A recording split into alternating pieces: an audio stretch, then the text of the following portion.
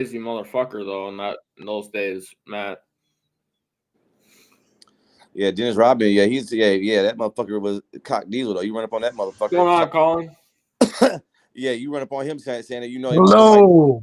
You think that you really feel like Caleb Williams will whoop your ass if you walked up on him right now? I don't. What's up? If Hey, you Colin, took his what's up, wrong shade of nail polish, maybe. What's up? What's going down, bro? What's on the agenda? What have we been talking about? Well, we were just talking about the Niners matchup. Yeah, all the NFC North matchups around this week, and I was just my last point. I said everybody's got a pretty feasible opponent. I think Detroit's probably got the easiest, if I had to use that word. But shit, the Bucks, they're not looking like no slouch. Yeah? And that could be a trap game for them. That could be, like I said, this could be one of them weeks where damn near every North team loses, man. It could be.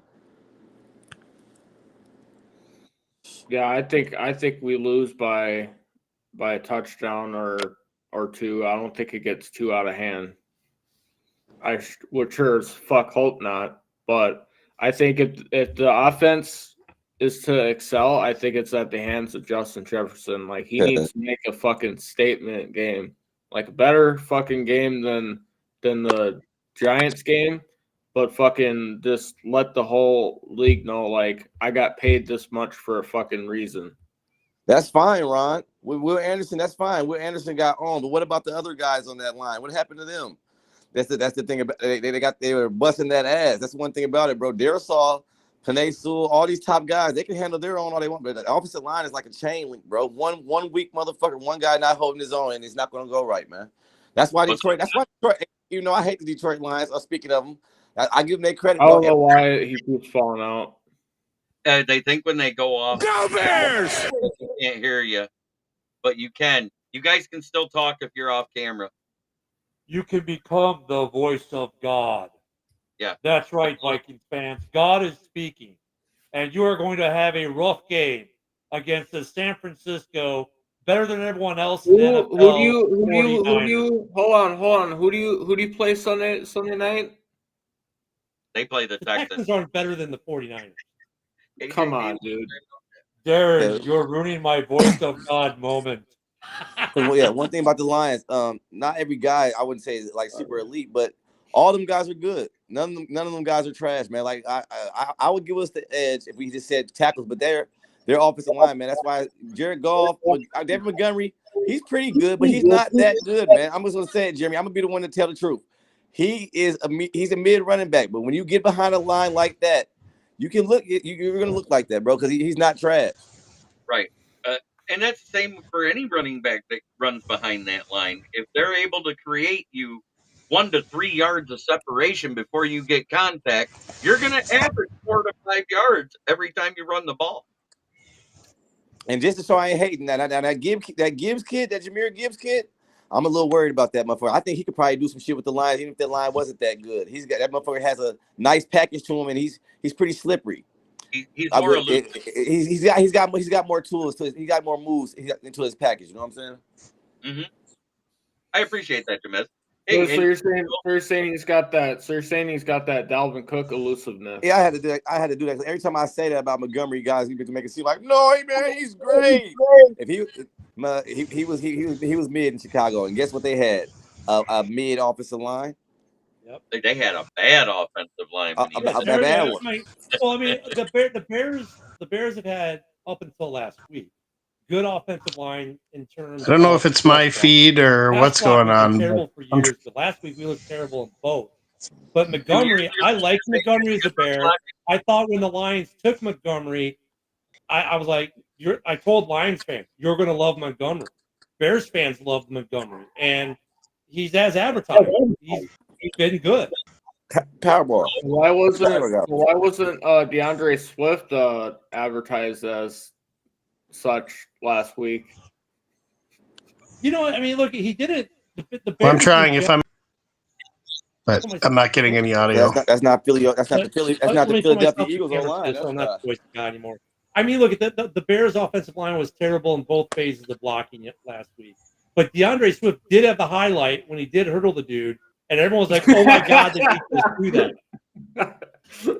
So he did the whole Olympic fucking hurdle. Yeah, he hurdled the dude last week, and everyone was like, "Oh my god, did he just do that?" But the Bears offensively were a complete shit show last week because the offensive line was just. I mean, look at the five of us might as well have been the offensive line. That's how good it was last week. And I knew that was one of the biggest Bears concerns before coming into the season because they weren't horrible last year, but they were around mid of the pack, 18th or some shit like that. No, but we were 27th on the pass, like 10th on the run. I was thinking overall. So I was saying overall probably middle of the pack. Are you talking about 2021, the last year? No, last year.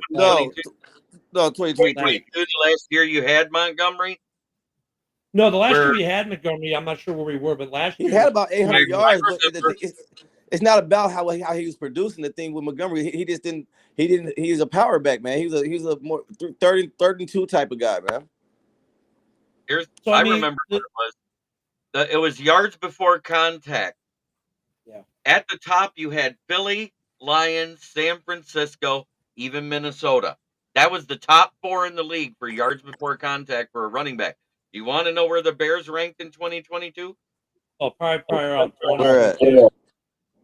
Try 30th at negative 0.7 yards before contact. Yeah. So in other words, they were getting hit before they got to the O-line.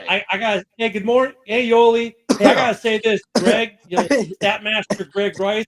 You gotta be careful. JB's coming for your job. I'm just gonna say that right now. Hey, Ken. Ken. And they wonder why. They wonder why Justin Fields stole Montgomery's job. God damn it, I would have too. I'm not about to be sitting here going through reads and progression, trying to read defenses when I know I have literally half a second. I'm gonna be getting my 1,200 yards on the ground too. God damn it, fuck that. Amen. Hey, Cad.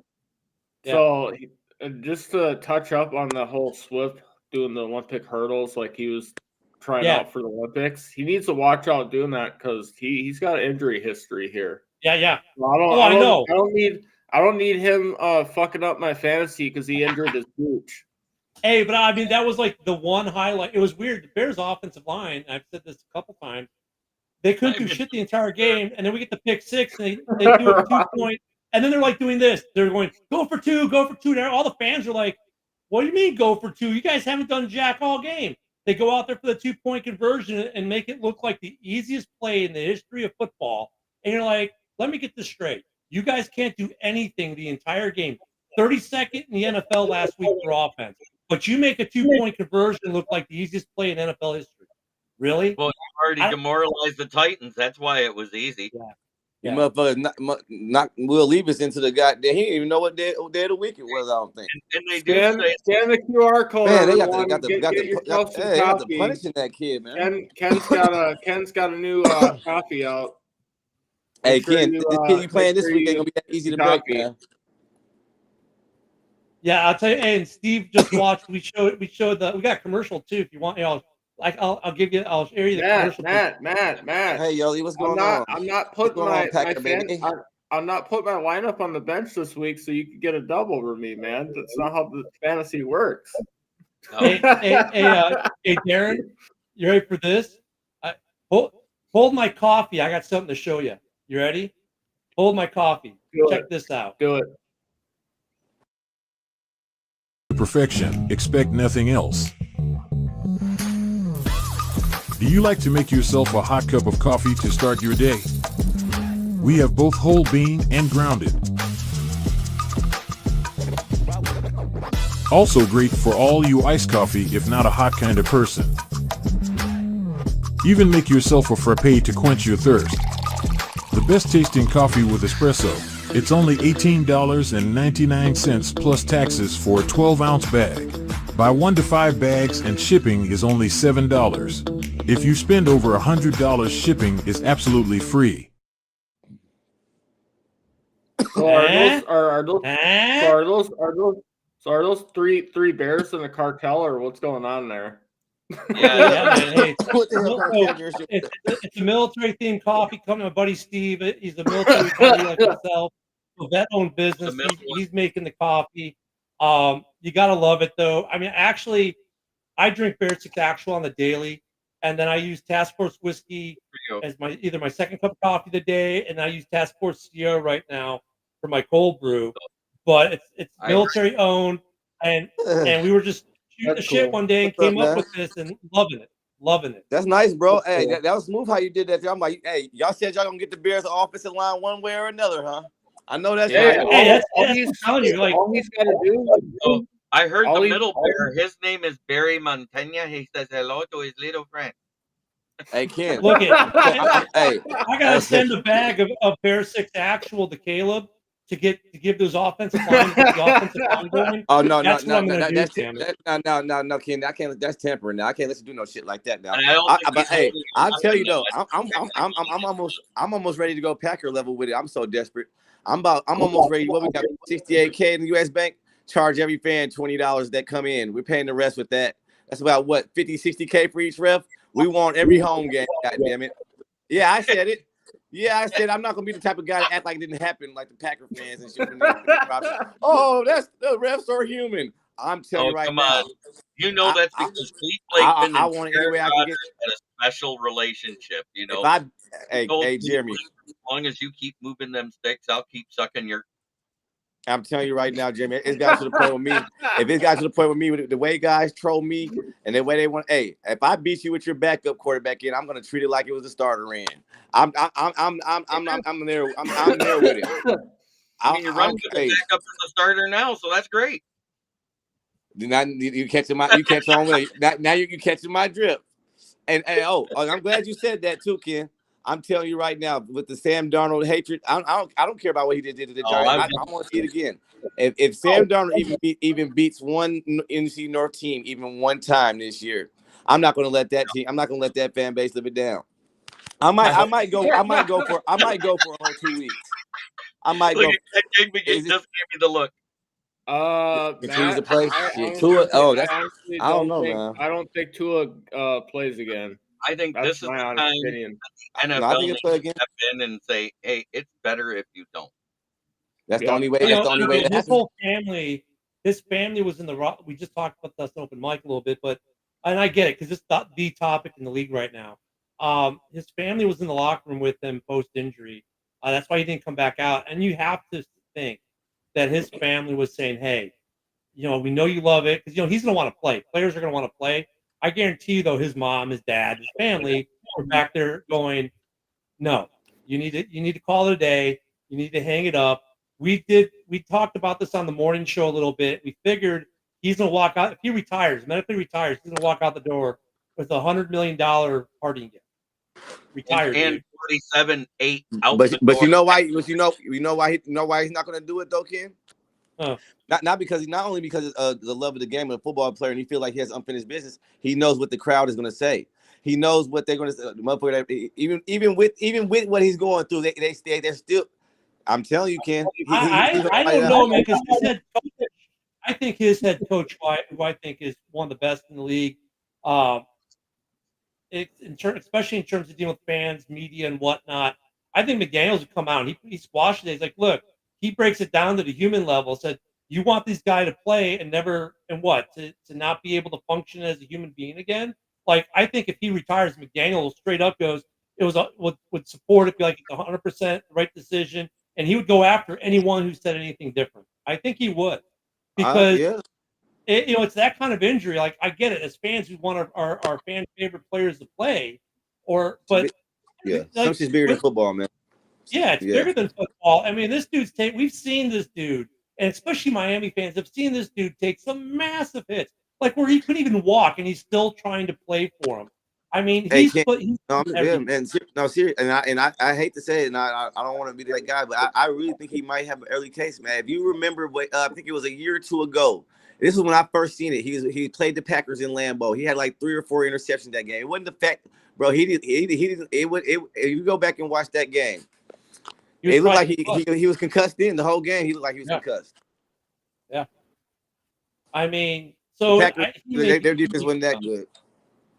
But no, he's looked like that ever since though. No, that's what they said. No, the Packers defense is just that good. No, not those kind of interceptions. Not that many, bro. He looked like a different guy out there, and he's looked like that pretty much ever since. That was about 2 years ago. I could be. Don't quote me on that, but it was the last time he played the Packers in Lambeau. It was 2 years ago because 2 years ago Okay. was the year of the concussions, and I don't think it was the Packers he threw the 3 picks. It was 3 or 4 picks, bro. Trust me. I remember that. I remember that for sure. 3 or 4 picks, and they weren't the receiver. And they were like off the wall, like all of them. All of them But I were mean, like if he unsanctioned. calls He it a game, wasn't under though, pressure. None of that type of shit. if he decides to retire, though, I don't think anyone will fault him for it. I mean, Oh, that was No, the Christmas Day game in 2022. hey, Darren, you know what you could do, right? What? You could take your third stringer right now, Rippin, What? and try to trade Rippin to Miami. He was 16 of 25 still. The fuck am I gonna get in return? Yeah, well, Bag of- fucking a bag of pack chips? of Newport, Am I gonna get a pack of Newports? non-menthol or some shit? No, because you could get him to overpay. But I mean, I think that'd be Rippin might be a good. People were talking about the Bears should trade Bagent. I'm like, there's no way the Bears are trading Bagent because then we're left with an undrafted free agent rookie as the backup. Hold on here. Hold my Mountain Dew here. Yeah. I think we ship off Nick Mullins to Miami and say sayonara. We'll give him. Yeah, we ain't giving no Rippin. We'll give Nick Mullins all day. They had that motherfucker for free, man. Right here. That's the guy. We'll take the Happy Meal for him. Nick Mullins, get the fuck out of town. Hey, I'm saying no bullshit, man. Okay. Hey, Ken made that comment 2 years ago, and we had three interceptions that game. Green Bay. That's right. But at the same time, that was Christmas Day. Right. Christmas Day. Okay. I knew I remember the year. I remember something. It's the only game on. I had to look up the date to remember it. That's what I'm getting at. But it's not like Green Bay smoked them either. It was 20 at the end of that game, and it took in the second half a lot of comeback in that damn game. I did, but hey, all three of those picks. If anybody go back and look, all 3 of them, bro. If you go, they were all pretty much all forced. He wasn't really under pressure. I'm telling you, he didn't look like he wasn't clicking that night, man. And I know the guys have off nights. That was a breakout game, wasn't it? 5 receptions, 143 yards, and a tutty. Probably something like that. I'll tell you what though. Okay, and that blew up. Oh, I'll tell you what though, if I ship out Nick Mullins, I want that backup that Miami's got. Just do a swap. Skylar Thompson. Yeah, that ain't happening. That's why I don't know why kids. Here comes the way I have embarrassing us, Miami. Miami, Minnesota, Miami is sending me the response for Darren's trade request. Here it is. Hey, Ken, they're sending back gunfire. They say no. Hey, Ken, we're trying to become a respectable franchise here. First of all, dog, we're not about to be calling people's phone with offers like that. And secondly, I would see Rippin behind this offense. You know, he'll probably do some shit, man. He looked good with Chicago. Yeah, I need the best backup on any roster right now for my fucking bag of Doritos. Tell him what Jefferson and them boys would make him look like, man. Hey, Darren trying to keep Doritos out doing business. Hey, I what I will say about Nick Mullins, he is the last quarterback to throw for 400 yards in this league. I won't say which team that was against. Oh, He didn't lose the game. I'm not going to make it seem like he won the game. I'm going to say, yeah, he did throw a couple. I just said nobody's throwing code right there. I'm saying. That's how that guy's the trashiest guy I've ever seen before. Almost. We don't have that secondary anymore because that secondary was awful. Yeah, all I know is Stephen Thomas told me that when I lost to Baker Mayfield, that I couldn't say anything to him for the rest of the season, no matter who he lost to. So I'm hoping to return the favor. The way I see it, the way my narrative is, seeing how we're on Skol Gang 365, either the Vikings be the only team to win from the North this week, or we're all losing. I'm putting that on record right now. You take that back, Ricky. I'm not going to put that on the money line, but I'm telling you that's very plausible. You Hey, guys better look Minnesota, at your matchups this week and brother. stop thinking that sounds crazy. I got you something for you. sound as salty as a Packers fan after they lost. I hope you all lose. I got some for you. I got some for you. Hold on. Let me do it one more time. Hey, you know what makes it interesting though?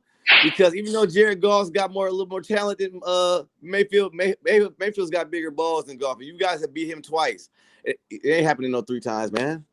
This is gonna be a nice Vegas money line. I might have to look into this. So is that? Are you calling that your upset of the week? That's not gonna be the upset of the week. No. It would be an upset. It would be an upset, but I'm probably sure upset of the week. The upset of the week is going to be Indianapolis going into Green Bay and owning the place. I don't think that's an upset, though. To be honest, Darren. If Love was playing and they did that, man, everybody outside of Wisconsin. I'm gonna tell you this right now. Go on here. Everybody outside of Wisconsin. Go on here.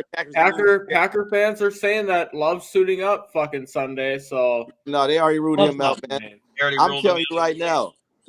Just because of how y'all did Kirk Cousins last year, I'm gonna just tell the Packer fans the truth. And if you want to do it friendly record, I guarantee you the Green Bay Packers will not win a game.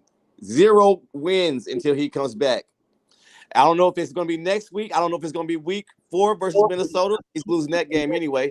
But you're not getting the win until Jordan Love comes back, and I guarantee that. All I know is if they fucking bring Jordan Love back during the Vikings coming to fucking town, all I know is Flores better fucking bring the fucking heavy artillery on that fucking pass rush. Yeah, they want to make fun of the Pasternak. They want to make fun of Jaron Hall. Let's see what Malik Willis got there, buddy. I want to know did Minnesota hire ghost hunters for to come and calm down your quarterback before week 1 in New York? Yeah, they did. That's what I think. They showed him a picture of John Elway and he calmed down. What I will say, what I said exactly with that arm, he's the NFL's ghost from Christmas past, Ken. Oh Jesus! I don't give a damn, Packer fans. Be mad at me now. I don't care if you get fucked by the rest or if you lose by 1 point. After last year, if you lose this game in Packerland in Lambeau, I don't give a damn. Just mute me all night. Hey, honestly, I like what Matt Henry said. I think fucking Tannehill goes back to Miami. And that's but reunion. How often do reunions work? And that's if I don't get my ass. Reunions happen all the time. Randy Moss eventually fucking kissed the ring of the Vikings and came back. But how often does that? Like, how many times did a player in any professional sport goes back to the team he wants? Everson Griffin after he had a psychotic fucking meltdown in Detroit. Hey man, the way I see it, man. Unless you're a Randy Moss type, hey man, unless you're a Randy Moss type caliber player, once you're not a Viking anymore, I mean, perfect example of this year. Fucking Ezekiel Elliott. Yeah, that one works so far. Well, I tell you what, Jeremy, you guys can forget about Hawk wanting to come back and do some shit like that. The way you guys hated on him last year. Don't worry.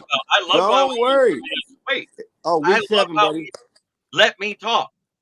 Don't sit there and talk over me the whole fucking time after you call my name. I'm gonna let you talk. I'm letting you know. I said I hated Hawkinson in Detroit. I still hate Hawkinson for how he played in Detroit. But he's playing good for y'all, which tells me he wanted out in the first fucking place. Whiny ass little bitch.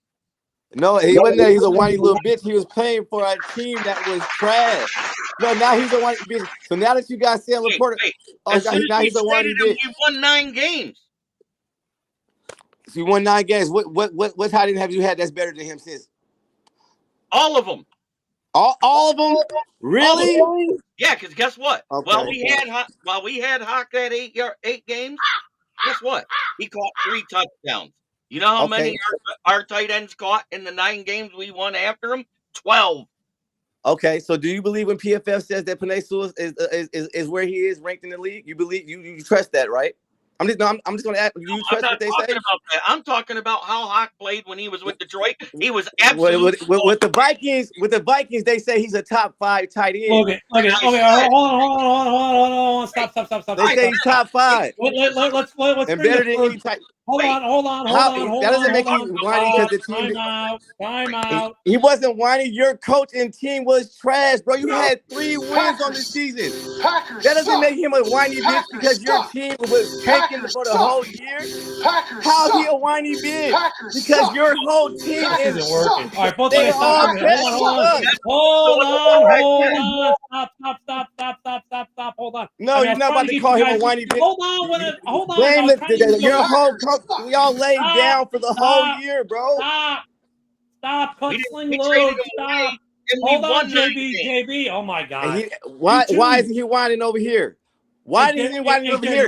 He was on his way to over 1,000 yards until your soft ass team had to injure him like a bitch. That was a whiny bitch move that your team did. That whole ass motherfucker Kirby Joseph is a bitch. That's who's a bitch for real. That's why Jefferson put his dick in the dirt. If you want to talk about it for real. When? Oh, wait. Don't worry about it. I posted in the group right now. Don't be throwing that shit out there. He's not. Hold on. All he did was whine and didn't want to play for us. Man, he didn't want. Your whole team was whining. God damn it, because you are all trash as fuck. Why you not saying that about everybody that was on the team then? Why aren't you saying that about the whole coaching staff? Wait. Hold on, both of you stop. Let me give you this from a third party perspective. I'm gonna let Jeremy go. Hold on.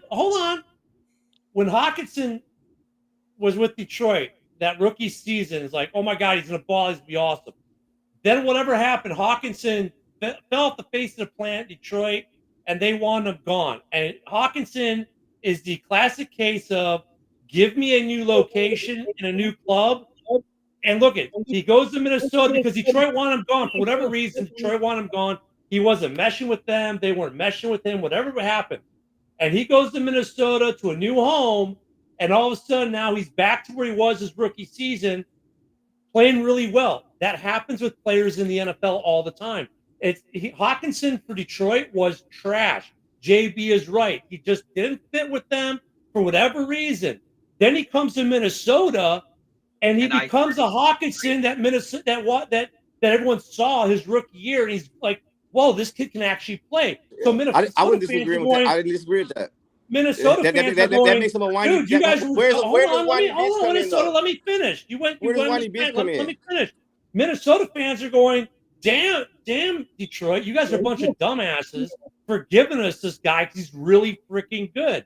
But for whatever reason, Hawkinson didn't work in Detroit. It might not even have been because of how he was as a player. It might have been a personality conflict with him and coaches. It could have been a bunch of different things. But whatever reason, be happy. He works for you in Minnesota. He didn't work for them. That's why they moved on. And I agree with Jeremy. Me and Jeremy, we don't have to go like that. Me and I fuck with Jeremy. We know each other for a long time. That's my boy. All I was trying to say is the man had a practice squad quarterback for half the damn year. He had just signed the biggest contract for the tight end of all time. Bro, he was on his way. He had 965 and about 7 touchdowns. He led the league in tight ends, 3rd and 4th down conversions. Don't tell me he was just because he's a whiny bitch, Jeremy. No, he was inconsistent. He pouted every time he ran the wrong route and got berated. Hey, Jimmy, I would have took if you would have called him an inconsistent bitch. I would have said, okay, that's cool. No. I watched him cool. I would have gave you that on the sidelines. I watched him whine and bitch on the sideline that last year in Detroit. Every time he ran the wrong route and somebody called him out on it, he would throw his helmet on the ground and pout. He was a whiny. I'll take your word. I'll take your word, but that doesn't make him a whiny. He's frustrated because he doesn't want to be like everybody else, bro. He knows he has talent. He's losing. He's frustrated, bro. He was frustrated because he was sucking. Okay, that may be. You know, obviously you would know more than me on that, bro. I'm just saying for him to turn that shit around, bro. He dropped 3 touchdown passes that year. He ran the wrong route that led to a pick six to James Bradbury. He didn't block for us. He goes to you guys. All of a sudden, he starts blocking, right? Yeah. Yeah, he did. Yeah, he did. So That was what Detroit fans said that about him all the time. He was being whiny about it. Every time he fucked up and would get berated because Dan Campbell's a no bullshit, I'm not going to take your shit type of coach. He'd get at him, and Hawk would hang his head and then play worse. So that's because of what Matt Patricia did to him and already made him hate to be here in Detroit. Now do you see where I'm getting at? I see where now I definitely see where you're getting at, but the effect on it, the thing is, man, the frustration that'll come out of everybody. But what I say what inconsistent is one thing about TJ Hawkins, he still does it here. He did it last year. He does it down there probably every year in his career. He's probably gonna do it. The thing about him, he'll catch a crazy ass acrobatic pass over 3. And then he'll drop a crucial one when you don't want him to. Some shit that That's good. Hold on. I'll come back in. So we set up a new. Come back in, Darren. Darren and I are conspiring up off stage to let you guys go head to head and show off a new feature we have. So Darren, start your cam back up, man. Come on up, Darren. He might have. There you go. So yeah, you like that, Darren?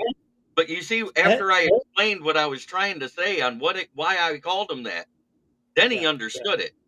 You know what I'm saying? He wasn't letting me explain it. He just got, why you calling him whiny bitch? No, there's a reason. Hey, I'll be honest. I mean, non-football, but Darren, I don't know. I like that new feature we just did, having them go head to head. Is he back? hey, at least they got a little bit of little Saturday night action. Yeah, Jeremy's my boy. But when he said whiny, I should have listened for it. I should have listened for what he said. What he meant by whiny bitch. Darren, hold on. Darren and I are gonna go off. Darren and I are gonna go off camera again. We're gonna go off camera. Darren, go ahead, go off camera. And I'm gonna set this up, and I'm who the hell zoomed in on me like that? There we go. Okay. So in the left corner, representing the former team of said player Hawkinson is Smoking Jeremy B. Okay. Where's it at? There it is. And on the right corner, wearing the purple, representing his new team, Hawkinson's new team, is Minnesota. And go. I'm not gonna bullshit. I have become his biggest fan, but know what I can tell you that is true that he had that came out of his mouth when on the recovery. They said he drew the line for week 7 on coming back. They said he's not. He said he wasn't coming back no later than that. So like I said, this shit's gonna be fun watching that shit. Like I said, we both on that trade. Sam Laporta could be. I think Sam Laporta with the year he just had, he could be better than Hawkinson as early as this year if he has another year like that. Right. But here's why a lot of Lions fans hate on Hawkinson. And I'm going to tell you, Damian Hernandez, since you asked. You could say he was the only good tight end on the team. First year, he goes and does just like DeAndre Swift in the Chicago Bears game, gets his leg broke, doesn't come back the rest of the season. That's his rookie year ended. The next year, goes out there, tries to block, gets hurt again, misses 4 games, comes back and never run blocks again for us. He was touted coming out of the draft as an extra tackle in the run game. Guess what he ranked? At the highest in his career in Detroit in run blocking. What was the highest? What was the highest? 115th out of 120 players ranked. And that's why when they said I couldn't believe it myself, I had to keep track of myself. I thought they were bullshit. They said he would really step it up. I said, no, ain't no way with the way Detroit fans every week. That's what you guys say. He wasn't blocking, he wasn't putting in the effort, and now you're saying the bitching too. Steven, they used to tell me you think about it's the change of scenery. And I said, while he was dog shit for Detroit, he's great for Minnesota. That's what I said. I'm with you, man. I just think it changed the scenery. And the fact that he felt like he had something to prove. He got that big ass car. He better have shit. Even with that, I feel like he better come back even week 7 and make some shit happen with 17 goddamn million. No, he was making it happen last year. I'll give you that. He had just as many yards as Sam Laporta. And you got to think, goddamn it, when you get somebody like Sam Laporta, it's real easy to forget about a motherfucker when you get somebody like that. Hell, shit. I mean, got shit. Yeah. Tight end university. You know what I'm saying? Yeah, I know he did. You got the for any guy that catches the ball to have double-digit touchdowns in his rookie season, that motherfucker's going places, bro. He's a baller. That's hard to do, bro. especially at the tight end position. Tight ends Especially for a tight end. The only ones that were getting double-digit touchdowns every year before that was George Kittle and Travis Kelce. Every now and then you'd snatch in either Mark Andrews or Mike Gesicki. Yeah, you had to go back to fucking Shannon Sharp and them motherfuckers, man. The fans do not like that stat, JB. I know one thing. And then there was Rob Johnson one year with the Green Bay Packers where he had that 10. And then, of course, let's talk about another failed Detroit tight end who went somewhere where they actually threw it to him 39 times in the red zone, and he managed to catch over 10 of them. Eric Ebron. Oh, I thought you were going to Oh, say yeah, Dan. yeah. You're talking about I thought you were going to say Dan Campbell. When he went to Indy. When he went to Indy with Andrew Luck. Andrew Luck threw him 39 touchdown passes attempts. He only caught 13 of them. Damn. You want to know what the bad part is? He almost had 40 drops. And I'm pretty sure some of the motherfuckers contested like a motherfucker. Yeah. And we all know that my buddy that's a Lions fan, Dom DeRubis, that's been in the huddle. He talks all sorts of good shit. But I remember that name. Eric Ebron when his child was born. He showed a picture of his newborn baby, and he said, "Oh, I hope you hold on to that baby better than you do a football." The guy left social media. It seems that this debate has come to a conclusion because we're agreeing now. This debate, unlike that brought to you by ABC, brought to you with fair moderation and allowing both parties to speak. Brought to you by Huddle Sports Network. There you go. And fueled by Restream. If the Vikings can't, I'm telling you now, man. If the Vikings can't win this week, no. I'm telling you. I'm putting it out. I'm putting that energy out there. With the coffee. I'm putting that energy out there, man. I mean it. If the Vikings can't win this week, no North team can.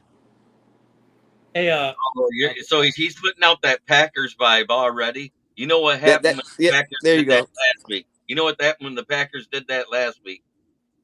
All of us them. Shit. Hey, shit, they didn't up the ante on us this week. They didn't up the ante on us this week. I'm telling you, I'm looking for the comeback player of the year, Sam Darnold, to do his thing. I need to see it. If he can do it against this team right here, if he can find a way for us to beat this team right here. Last season? You said what? Was he injured last season? No, he was the backup for San Fran, I think. Was it San Fran, wasn't it? Player of the year. He was the backup for Brock Purdy. Oh, he's gonna be comeback player of the year. I'm gonna tell you why, Jeremy, because he was the disrespect alone from that he gets from this group. You think this group disrespects him? Just think about the rest of the NFL league. I was wrong. I admit I was wrong last week. I said I had Sam Darnold at the Danny Dimes level of quarterback. I said that live with Darren. Darren heard me say it. I said there's hey, this is where I get or if you guys if you guys tune in after the show tonight, you can see John filming Coyote. Oh, geez. Taking a shit. Hey, this is where I get to come in and say, hey, this is where I get to come in and say, hey, guess what? I was right. All he had to do was channel his inner neck beard, which is Kyle Orton, and he'd be fine. He channeled his inner neck beard. He was Kyle Orton. Minnesota won. I don't know, man. I ain't gonna lie. I will put him past Daniel Jones, but I'm not gonna get too far into it, man. Because but you got to think though. Even if he doesn't look hot this game, bro. Does anybody expect? How many quarterbacks are going to look very good against the 49ers this year? Now, if he just looks, you know what I'm saying? Now, I'll expect him to do something. God damn it! I don't want to look like the fucking Jets. I know that. Exactly. Oh, well, this is gonna be a fun game tomorrow. Of course, you guys. What time is it? The Vikings game? 1. I think it's a noon game, man. Really? Oh yeah, it was noon up here. Yeah. 1 noon, whatever.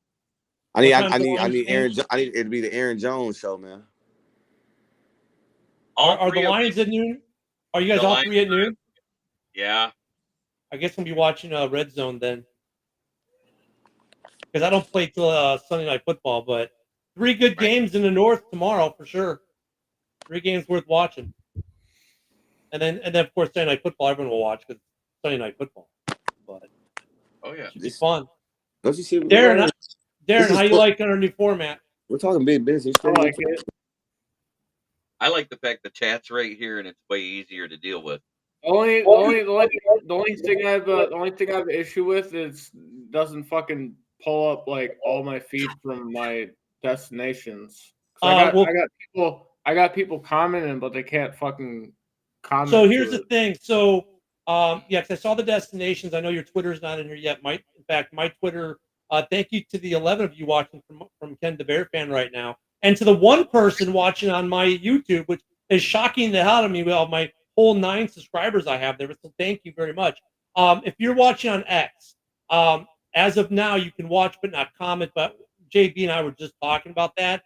You know, give them a month or two, and I think the comments will roll through on X. I know your X isn't in the destinations, but we can try to fix that because I helped get some of our other destinations. But I like how we did that debate. I got both of my Facebook locations. Yeah, I saw that. We'll get your account up there too. I like how we were able to do the debate tonight and have that head to head. That's the first time we've actually been able to do that live on the fly. That was really cool. I love the whole voice of God thing too.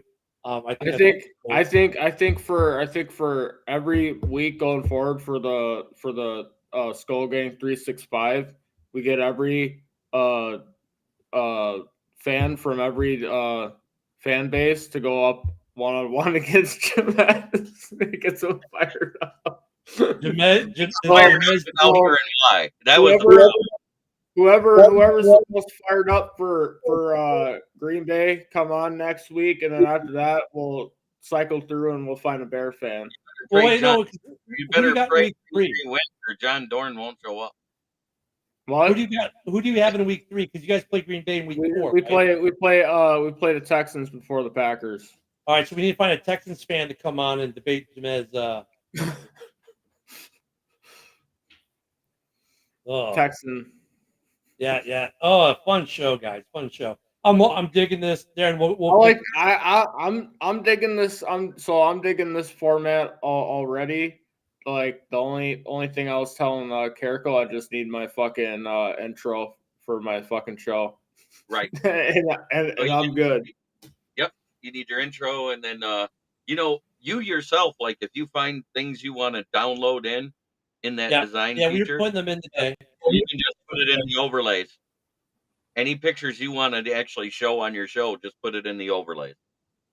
Like when you showed like the gas station or the tire shop in Flint. Yeah, yeah. What's funny, you say gas station. It used to be a gas station. Then they added the tire shop to it. Yeah, that's why it looks like that. But yeah, there it is. I just switched to my side. We got that. And there's only one thing the 3 of us can agree on 100%. It's this.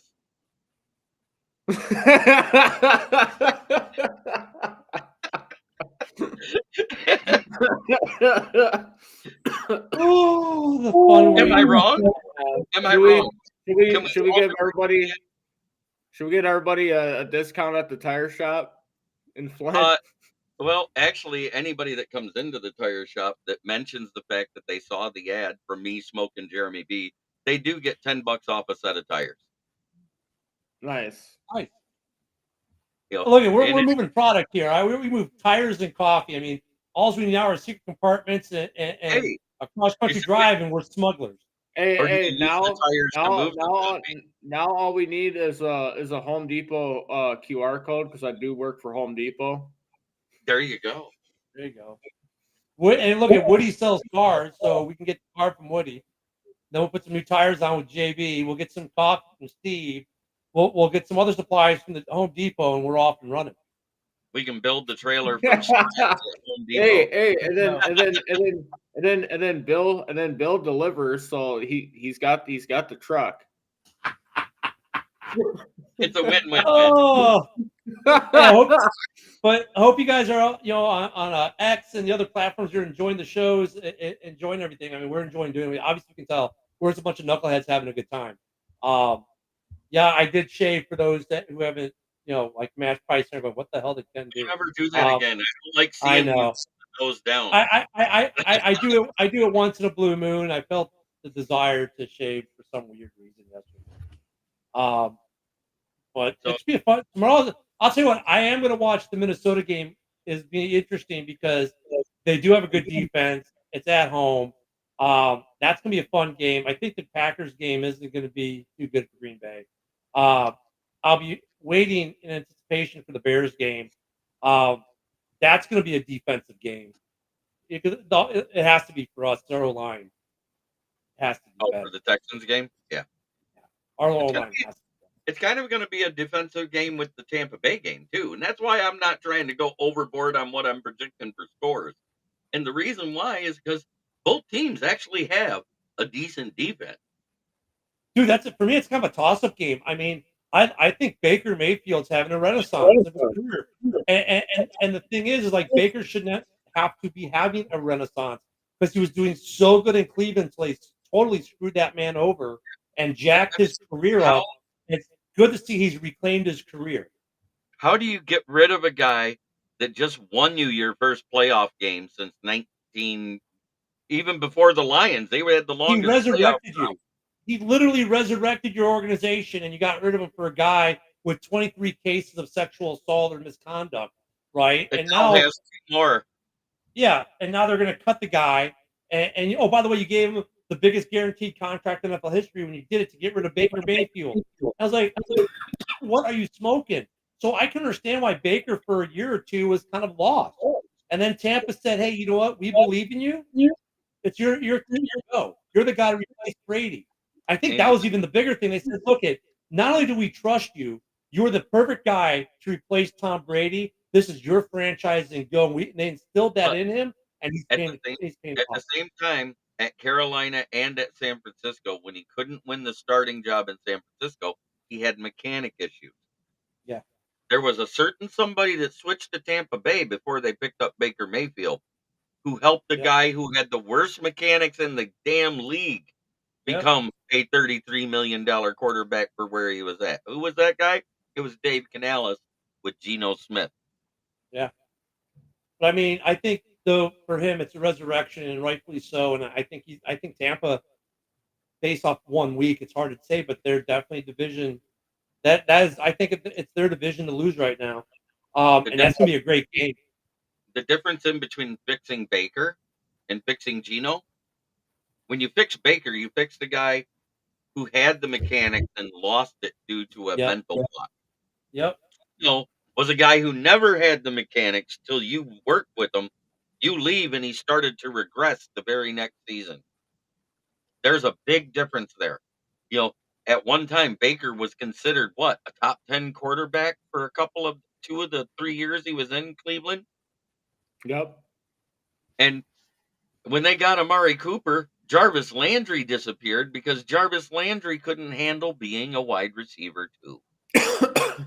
Then you also look at fucking Jarvis and fucking Odell's injuries when they did have fucking Baker, which was crucial. So when they did bring in Amari, they somewhat relieved that. Right. Which I just think fucking Odell needs to ride off in the sunset like fucking Jarvis Landry did. Call it a fucking career, dude. I mean, what was it? Not even before fucking preseason and the dude got hurt? Oh, I used my Nostradamus psychotic powers again today.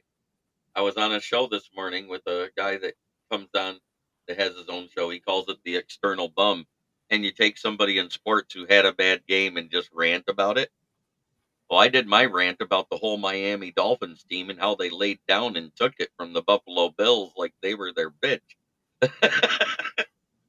And then he started asking about the college games, and he said, "What about Georgia and Kentucky?" I said, "Don't be surprised if Kentucky gives Georgia a game because bad SEC teams tend to come up and rise to the top against the good ones and just shit the bed against everybody else." Oh, wait, JB, did you talk about college football? Hold on a second. Yeah. Yeah, but Kentucky's actually leading against Georgia right now. College? Hold on. My college pitched shutout against the nobodies in Nevada, so I don't watch college, so I'm a little. 27-0, baby.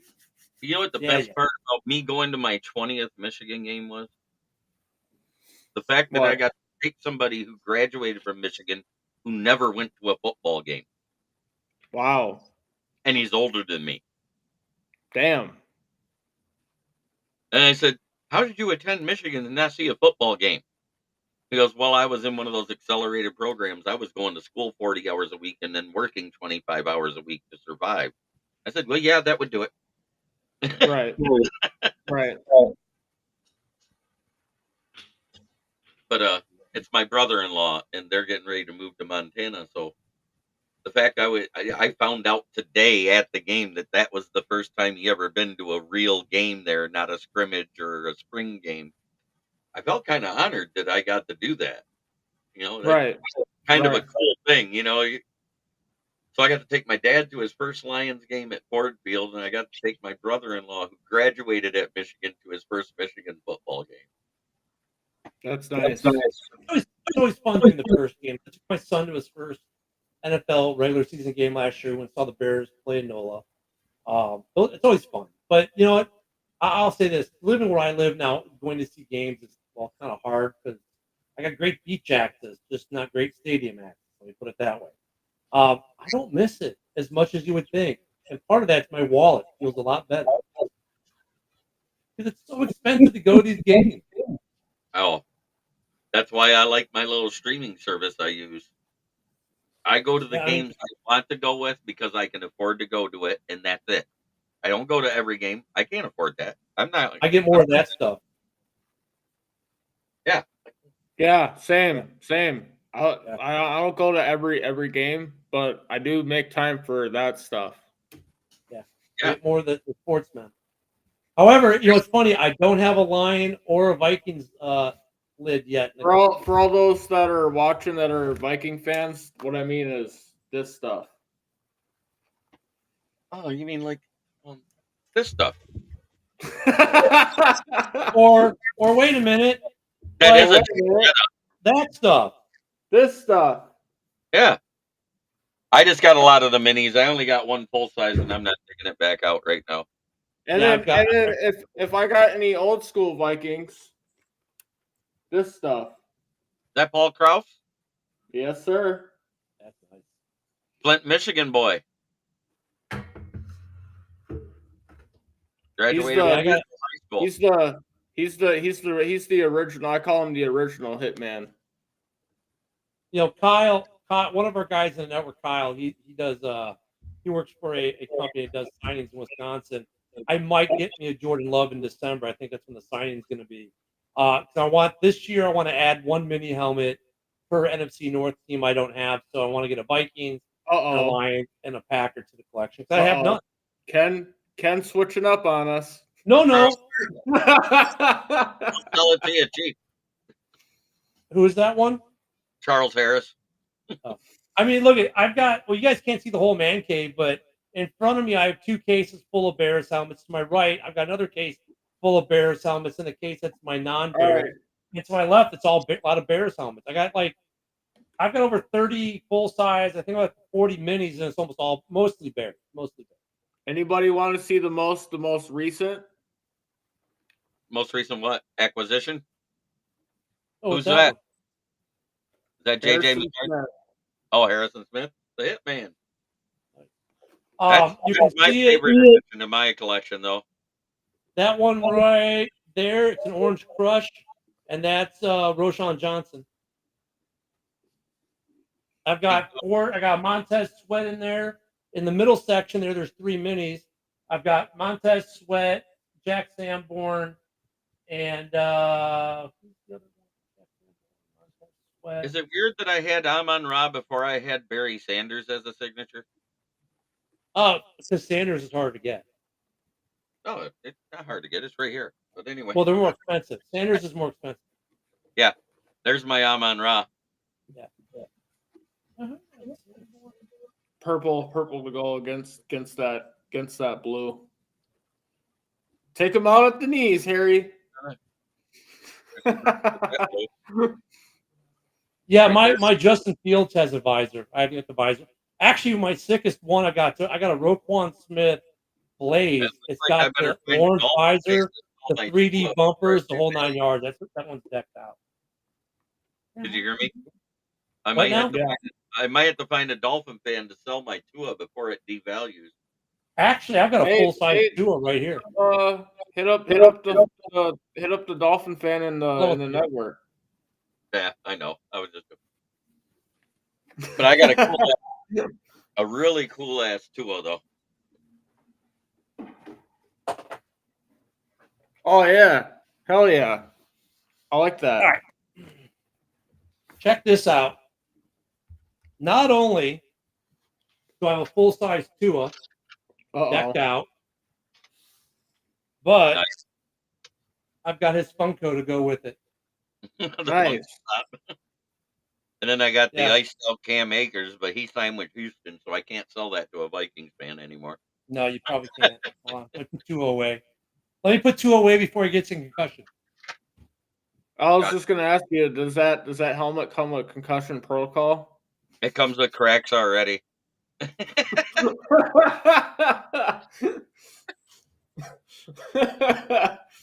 It comes with 3 cracks. Crack in the back, crack in the It's Cole Kmet. That's the one I couldn't figure out. The other one I had. Cracked already, right? Yeah, it was a crack in the back. Yeah. Yeah, so it's hard though with the sportsmen to get current players. So I got Cole Kmet is actually one of the 3 there. I got Cole Kmet, Montez Sweat, Jack Sanborn, and now Roshan Johnson. I actually have our long snapper too, but he's on the IR. But that's the thing about sportsmen and like jerseys. It's like, like I've got a field mini over there. Luckily, I won it cheap. But guys, the prices on sportsmen, it's hard because let's say you want a St. Brown. Now, St. Brown just signed a contract, so you're pretty good. Oh, I've also got a DJ Moore. But to my point, my DJ Moore is a Carolina Panthers helmet. These guys switch teams so much, it's so hard to keep current guys in your collection. Just like it's hard to keep current jerseys in your collection. Like I do have an Odunze. I do have a Williams jersey now. But it's hard. It gets expensive too. So, I mean, that's the one perk I have of not being able to go to games. It says spending money on going to games. I can buy jerseys and sportsmen, but I've got my little empire of sportsmen here. But it's funny though because I just realized it's not like I don't sell when I'd win helmets. If I want another team, I don't necessarily sell them. I might trade them. I've sold 2 helmets ever. One to Rob Haspel's. It was a purple people eater on an old school pro line. And then I had a Sean Taylor mini, which I sold for like $8,000. Of course, I sold that one because I paid for like half my collection. But I mean, I just never won any Packer helmets, Lion helmets, or any other Vikings helmets, or I would have kept them. I want a signed photo by Irv Smith, and Rob Haspel's bought it for basically enough I could afford to ship it.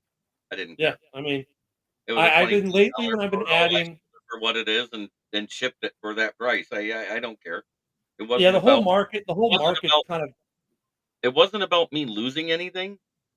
It was about, okay, he was a Minnesota Viking. It might be somebody a Viking fan wanted. Well, that's like when I sold that helmet to Rob, I gave it. When I sold the helmet to Rob, I gave it to him for what I had in it. Right. Yeah, I didn't make anything.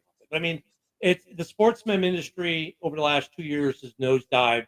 I've been on Pristine lately, where I've been getting stuff. I hate to say it, but because everyone's selling cheap, even Pristine, I got a framed 8x10 Brandon Marshall framed and matted for like $40. Hell, just a frame job's $100. I know. So I was like, but it's because crazy. Of the economy that the sports memorabilia is tanking.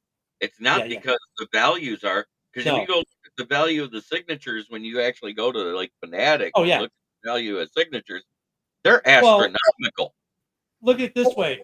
A Speed Flex Brian Urlacher with a Hall of Fame team inscription 3 years ago would have cost you about $1,200 to $1,500. Now you can get it for $5. I know. Now, a Speed Flex, if you go to Riddell and you order a Speed Flex for your favorite team, that's $900. You can get a Speed Flex signed by a player from your team now for anywhere between $400 to $800 in a lot of cases. There's still some that'll sell a little higher, but it's just the market's plunged that bad. that, like I got a Mike Singletary F7 for $100. A blank F7, Bears F7, a blank one, $600.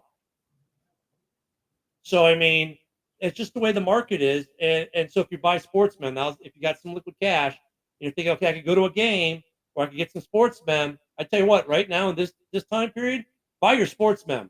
It's probably the cheapest you're going to see in a long time because the economy recovers. It's going to be back to being out of reach. For some of the more high end minis still do well, and minis their market's pretty solid, but the full size stuff, especially signed pictures, yeah, there's a great market. I think though the difference is like when JB, when let's say we were coming up, you only had one option, and that was Field of Dreams in the mall, right? Now we've got all this stuff online that we can in Facebook groups and everything else, and everything I've been break rooms and Raz rooms for the most part. Now I'm starting to utilize Pristine a little bit. With Pristine, I find if I'm just patient, I'll get the helmet. Speaking of a Titan fan, I got a Titan fan in the comment. He said he feels that his bet is only sold for 150. Yeah. Or it's a rep too. Was it what kind of rep was it, Gavin? Was it like a pro line rep or was it a speed rep or? Because there's a hierarchy to that stuff too. Like I've got a DJ Moore speed rep that would probably go for 120, 150, and it's also Carolina. But I mean, reps are cheap, which is funny because if you bought the rep at a store, like, or you bought it from Adele, $200 for a rep. And it's like signed jerseys. You're better off. Now, look, the signed jerseys aren't like the ones you're going to buy in the store. They're made for signature, but you get a signed jersey for $60 to $100. Yeah, it's a pro line, so it's the old school. And I love the old pro lines. I've got one of my favorite helmets, the pro line. I've got a Gale Sayers 1960s pro line authentic. I love that helmet because the old school. Yeah, I've got my Ray Lewis is on a pro line with 2 inscriptions on that one. I love the pro line, especially for the players that wore the pro line. I'd rather get like Urlacher or Ray Lewis or these guys on a pro line because that's the helmet they wore. Like Brian Urlacher never wore a Speed Flex, I don't think. So, right. Jake Cutler did wear a Speed Flex though in Miami. He never wore one in Chicago, but he wore one in Miami. So that's an interesting one. But yeah, it's like I love the nice thing about the Sportsman, I see it every day in my room. I get to enjoy it every day, and I do. Good conversation piece when guests come over too. See, eventually, I want to turn my my living room setup to what Ken's got in his background. Yeah. Well, I'm building. Authentic Speed for 400. Geez, that's it. That's actually not a bad price.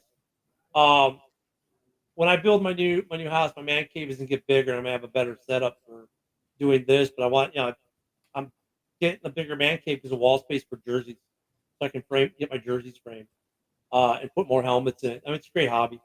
It's an expensive hobby.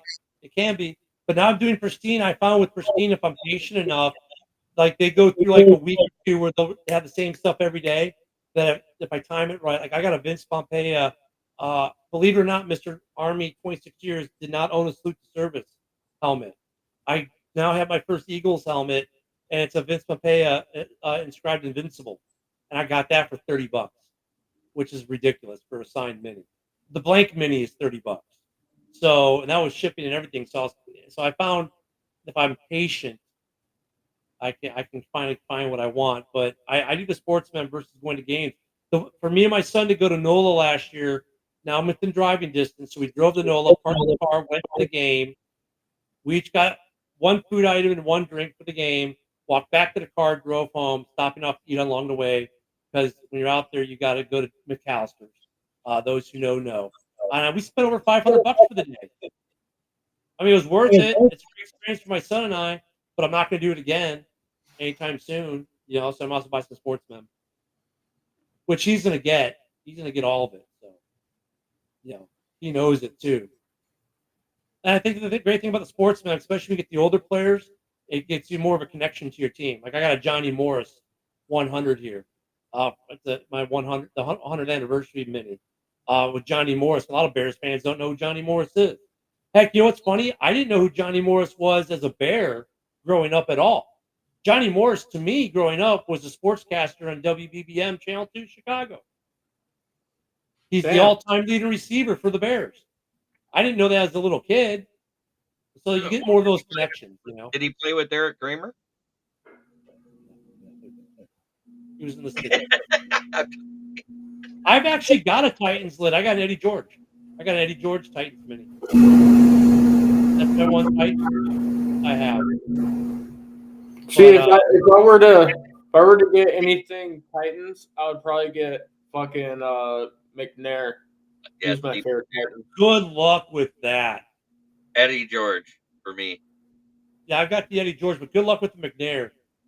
It's hard to find, or just Oh, yeah. really. Yeah, he's like Sean Hard. Taylor. Any of those guys that passed away early like him. Yeah, they get hard. Like Sean Taylor, was only alive for 4 seasons. That's why mine sold for $8,000 for that mini because there's so few of them. McNair, there are McNairs out there, but they're just hard to find because Sportsman wasn't as big. It's really gotten big. Yeah, he died in 2009. Like even Walter Payton was one of the rarities. He signed a shitload of stuff before he passed away because he knew he was going to die. He knew he was sick, knew he was dying. They have a warehouse full of stuff he signed. Like they just did a signing last year and had Mike Ditka sign 20 lids that Sweetness had already signed. So now you have a dual sign Walter Payton, where he signed it over a decade ago, right before he died, and just got signed last year by Ditka. And they've got a warehouse full of helmets that he signed. Damn. Seriously? Yeah. Yeah, he knew that he was going to pass away, so he was setting his family up. So he knew that they could release stuff over time and they could sell it. But Sportsman wasn't a big market thing like it is now, up until like maybe 5-10 years ago. Now it's a big thing. I mean, now, because more people, because back then the avenues to collect it were very small. Now the avenues to collect it have grown exponentially because of pristine auction and eBay and raffle rooms on Facebook, like Raz rooms and break rooms and shows, and the market exploded. But Fanatics is doing its best to kill it. Because I'm not paying $450 for a Williams mini helmet. I'm just not. For $450, I can get a Peyton Manning. I can get a Peyton Manning with his Hall of Fame inscription for the same price. So Fanatics. Right. Fanatics is like $2,200 just to get a signature from Brady. That's just for the signature. Like, come on, dude. Really? You're not for the fans. You're for your profit. So Fanatics is trying its best to kill the sportsman world. I don't know. Maybe it'll get better. It'd be nice if it would, but I don't go through fucking Fanatics anyway. I hear too much fucking bad shit about them fucks. Yeah, they got a lot of fakes out there. Like you were talking about, like with Pristine and eBay. I go through that, or I go through friends on Facebook. Gavin's one of them. Yep. I got my Jefferson full size from him. How much was your Jefferson? Huh? Is it a rep or authentic?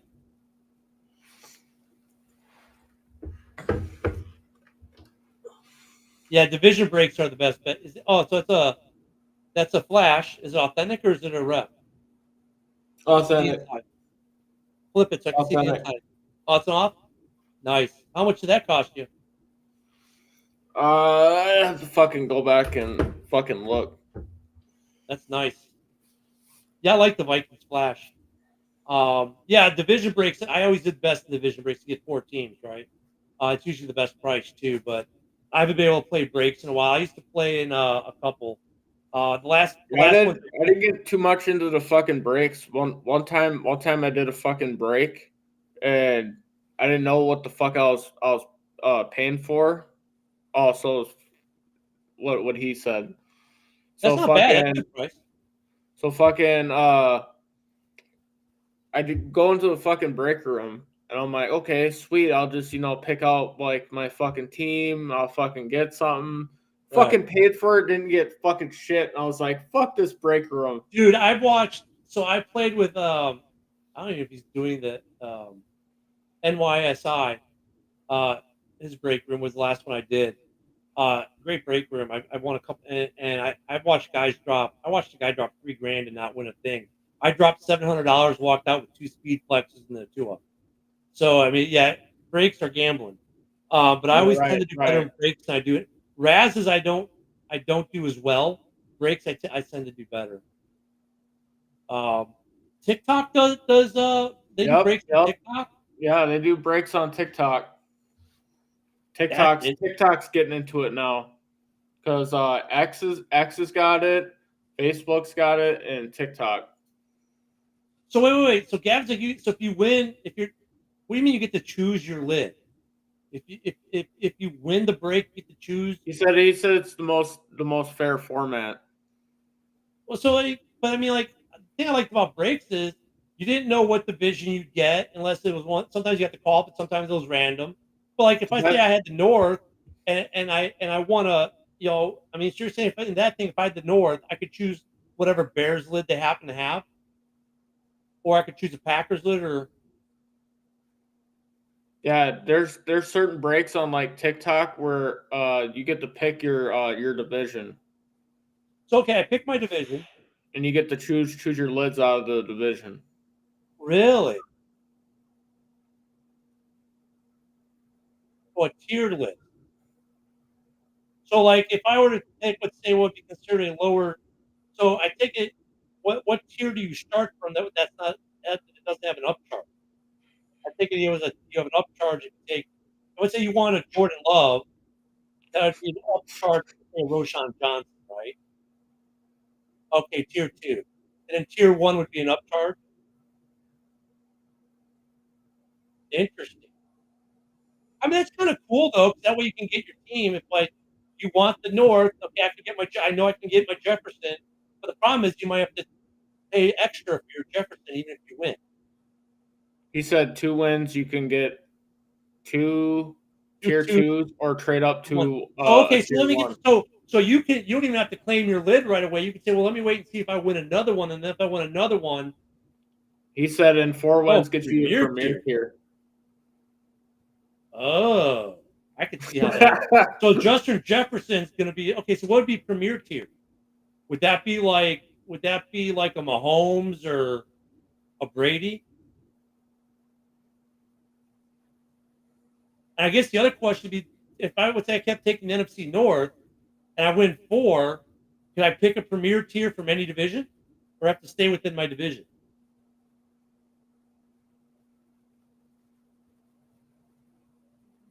Well, I don't know if CJ Stroud's really premier, but okay. But Mahomes, yeah, I would take a Mahomes. Mahomes lids are expensive. Interesting. Any lid. Someone will have to shoot me the link when if I ever get any money. I might have to. I'm on X as Ken the Bear fan, so hit me up on X, please. With that, is that one on X or is that one on I think he's talking about TikTok. that's on TikTok? Oh, well, send me the link on Facebook. Maybe I'll go check it out. Um, Interesting.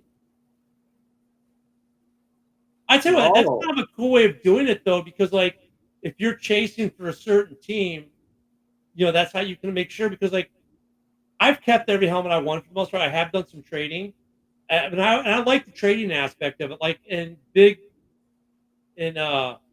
East, I won a baseball, right? And I traded it with a buddy of mine who was also in the break. The break before, he won a John Elway mini, and then I win a Cal Ripken Jr. baseball the very next break. We traded right there in the spot, like in the break room. So the breaker, just sent me the lid and him the ball because I knew he had a signed jersey that you could pair the baseball with, and it worked out great. But otherwise, I mean, I've kept everything I've won for the most part. I've done some trading, but that's kind of cool too. So that's an issue. Wait, let me see if I can get you on Facebook real quick. So Gavin, wait, Gavin Clinton, you're the first one that popped up. Interesting. We have 4 mutual friends. Okay, I'm sending you a friend request right now. I just sent it. Um, that's interesting. Yeah, I mean, I won't be doing any breaks for a while because like everyone else, I'm a little bit broke, but if I ever get back into it, he's doing them.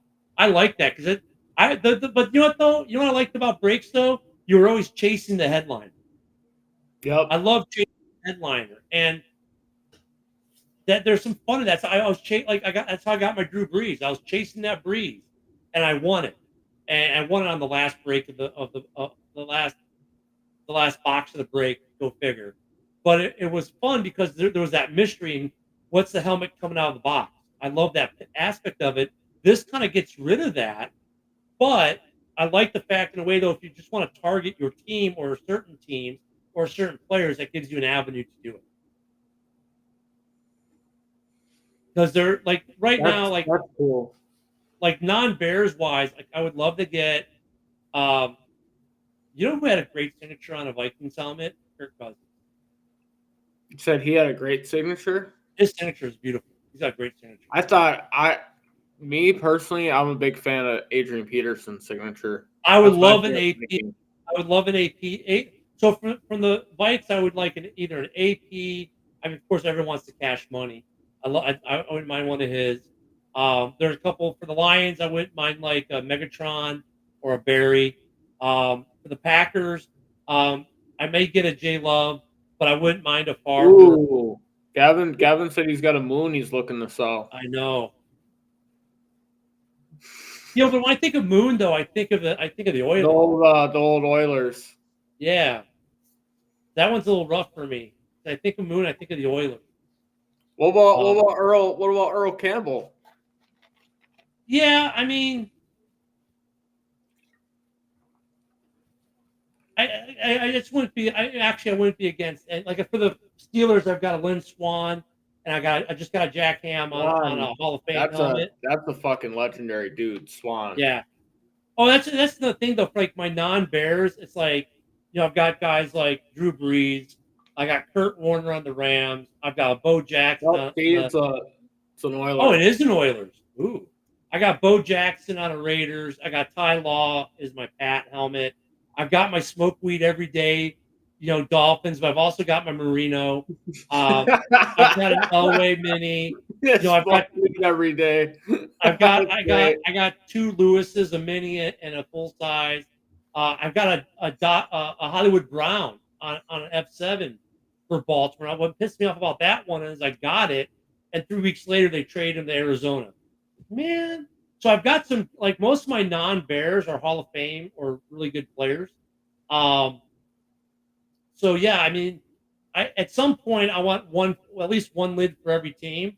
But this season or during this season or next 12 months, I want to get at least one lid per NFC North team.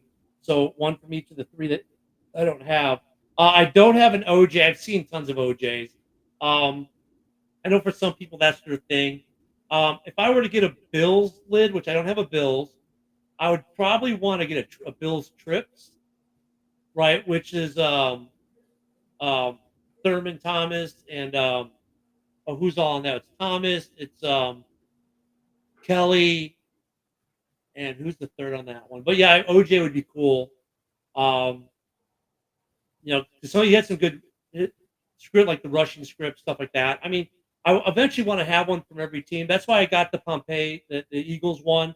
It was a salute to service, and I didn't have any signed salute to service, and I didn't have an Eagle, so it worked out perfectly for me. So yeah, and I've been doing pristine lately because honestly, for $150, I got 5 pieces of mem. I mean, yeah. He said you got an OJ signed axe. No, I haven't seen an axe or an OJ signed knife. I've seen OJ helmets out there. OJ wow. knife. Yeah, the sportsman game is interesting. This is where I wish I lived back in Chicago. Go to camp. These guys are all getting signatures from Caleb and Rome, and I wish that's the only reason I wish I. It's hard being a fan that doesn't live in your city. That was how it was before the Vikings moved their training camp and performance center out to TCO. Like they had it down at Mankato, down by the university, and get any and every fucking signature you want. Yeah. Now it's like more like closed in, and you have to have like I know you have those to two. That's a you blank have to Bears fucking wait camo. in like a line now. Like that's a Bears blank camo and a Lunar Eclipse blank Bears I can get signed. I've got a Browns mini and I've got 2 Dolphins minis I need to get signed. I've got some stuff to get signed. It's just I don't have any Browns helmets, but my wife found me a Browns mini for like $7. Bought it and brought it home. I just need to get it signed. I was supposed to have a signing in my area, which they don't happen here. So it was a former Dolphins player. So I've got the 2 Dolphins minis, and then the guy no showed because the promoter jacked up. Now the promoter lost his store. It's now a weed dispensary. Go figure. But that's why I've got the 2 Dolphins ones. But I don't get signings. You know what's funny though? Because I got a Cowboys Blaze mini unsigned. I was thinking, well, maybe I'll go get like I'll get it signed. It would cost me more money to get it signed than buy one already signed on eBay. Really? Yeah. Emmett costs like $250 for a signature. And then you've got shipping, you've got COA, and if you want to get the Hall of Fame inscription, that's another $125. I can find them on eBay for like under $200 for right now. I'm like, okay. So I'm like, that's why I hate the signings are so expensive right now. But I love that OJ. I haven't seen an OJ signed knife though. That'd be well, that's like Aaron Hernandez. His stuff sells for a ton of money. You could also get a OJ signed fucking glove. There are people who collect that kind of stuff. Believe it or not. Really? Yeah, when they hit the market, they go for a lot of money. There's a So people fucking collect fucking shit from like crime scenes and shit. No, like Aaron Hernandez helmets. Like most people won't touch them, but there's a few people who I will thought you were talking about like the glove. No, just guys who like had criminal backgrounds or criminal charges, like OJ or Aaron Hernandez. Okay. There's a market for that stuff. Like there's a big Aaron Hernandez market. Like most people are like, oh, forget that dude, but there's a big market for his signed stuff. There's There isn't much of it. My footballs in the background. What now? My footballs. Uh-huh. Yeah, it's EJ Henderson and Jim Marshall signed footballs. Yeah, see, like Gavin's saying, there's a big market for serial killer collectibles. I mean, there is. There's a weird macabre market for it. I mean, and like here's the other thing though, like Gale Sayers passed away a year ago, and people are like, oh well, he passed away, his sports member's gonna go up. They bump up $5-10. It's like Walter's really expensive, but it's Walter. But I can go get a Walter 8x10 for $200. Right. Which is expensive for an 8x10, but for Walter, that's not bad. If I want a Walter full size helmet, it's like $5. They get expensive. Same for jerseys. Jordan's super expensive because he doesn't sign. Yep. It's funny how I've got a signed jersey right now we're trying to sell for from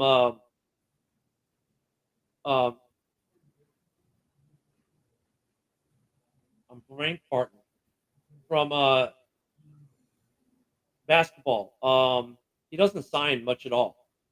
In fact, last year he signed 100 sports cards for a card company. They went crazy over it. He's like Jordan. He doesn't sign. But it's like an $8,000 jersey framed. I can't sell right now because there's no market. Just no one has money. Yeah, I know, right? But that'll change on Gale. I'm trying to think. What's the basketball player? God, I hate when I'm. Hold on. I've got a picture of it on my phone, so that's how I remember. Because I went to go put it in a Raz room and just no one's got it. There we go. Oh, Tim Duncan. I got a Tim Duncan signed jersey. He doesn't sign. He's like Jordan. It's worth $8,000. Frame. Beautiful framing. Just no one has the money. No one has money for stuff right now. Eventually, we'll be able to sell it when the economy gets better. But yeah, there's a big market for stuff. But right now, if you're wanting to get sportsmen, now's a good time to buy it because especially if you have some money you can spend because prices are so depressed.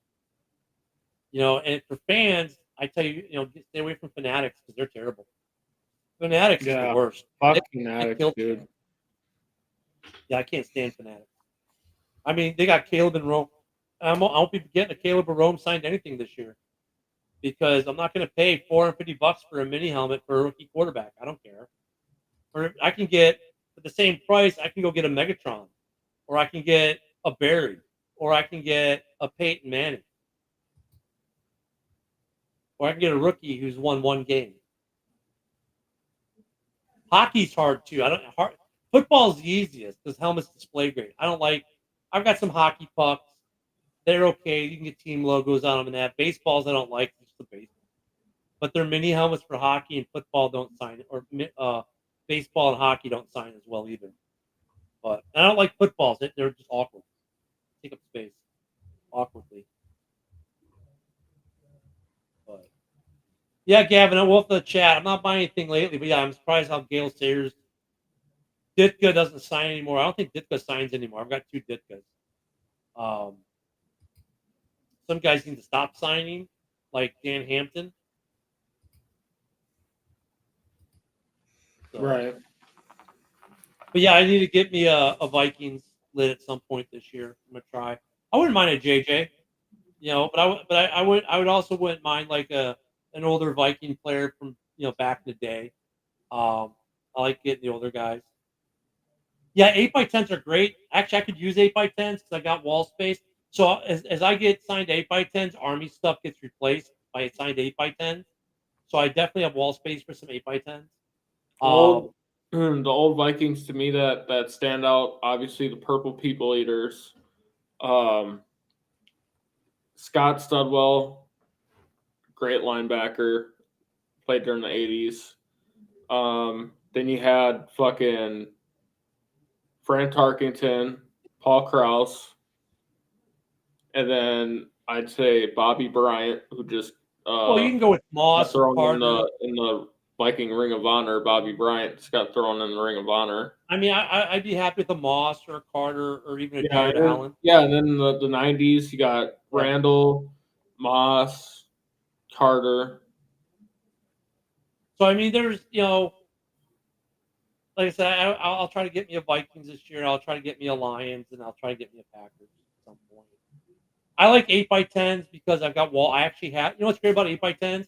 They don't eat up a ton of wall space. And you don't have to get an expensive framing job. You can just go to the dollar store, get a dollar frame, and it looks good. You know what I'm saying? Frame matted and framed looks better, but you can just throw in any frame and it's going to look fine on your wall. Oh, yeah. The signed photos and plaques. I've got one. It's a nice matting job for Jonathan Taves. But it's funny. My mom bought it for me back a couple from the mall, from Woodfield Mall. Go figure.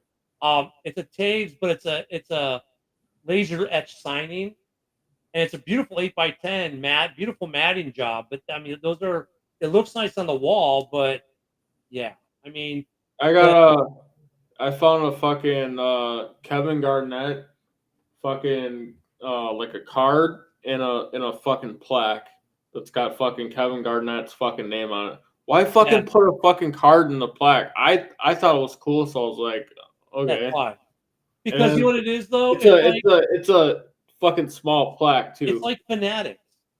You know why Fanatics? You go to the sports card store that has some men, and there are a couple down here in the Pensacola area I'll go to. And this guy has like a Joe Theismann rep. He signed for $500 or $400. I'm like, dude, I can get that for $200 online all day long. But he will never change his price because some person will come in. Well, my nephew's a big Redskins fan, and I know he loved Joe Theismann, and he'll buy the helmet for $400 because they don't know any better. Like those little plaques. Oh well, my cousin loves the Vikings. He'd love a Randy Moss plaque, and they'll pay for it. But it's fucking. To me, it's like pointless, like putting a fucking card, like a fucking card in a fucking plaque. But people don't. But they prey on people. Well, I want to get something for my nephew or my cousin or my uncle or my aunt, whatever. They prey on people who are just wanting to buy something for a friend or a relative, and they don't know better. Like putting an 8x10 in a plaque without a signature and selling it for $100. It's a Brian Urlacher 8x10 with a little metal frame that costs 45 cents, or a little metal thing that says Brian Urlacher 50 for Hall of Fame 2018. Okay, so the wood plaque cost them $2. The metal plate costs them 45 cents, the photo costs them $1, and they're going to charge you $100, and you're going to think, wow, I got something cool for my relative. And for the most part, people who don't know the sportsman game, like, oh yeah, it's cool. While the rest of us are going, dude, really? Right. Ooh, Vince Young signed Fathead. He said, "What was the lamest sportsman y'all ever had in y'all's collection?" Wow, a Vince Young signed Fathead. How would you even put that in a protector to protect the signature? I guess you couldn't. The lamest sportsman I have. Well, I still have it because I really haven't gotten rid of anything. Okay, okay. I can say fucking. So when I want to say before I got into fucking high school, I was coming out of middle school and I was walking through the mall and I happened to fucking see in this walking the sports shop, just checking it out with my brothers, and fucking they had a Vikings, like almost like a plastic like fucking knockoff parking sign, and it was a Brett Favre, and I was like, oh. That was probably the lamest thing. Well, he had stuffed in a tube in a gift wrap. I mean, yeah, you couldn't display that. I could see why that. I honestly, I'm looking at it here, like, what's the lamest thing I have? Or fucking family members like aunts or grandmas give me like a fucking like a stuffed like fucking bear of like Vikings that you could like fucking hang up, and I'm like, I fucking want this. I'm not a kid. I mean, from a But it's signature, but it's like, but it's like at the same time, man, I'm not trying to fucking be mean and be like,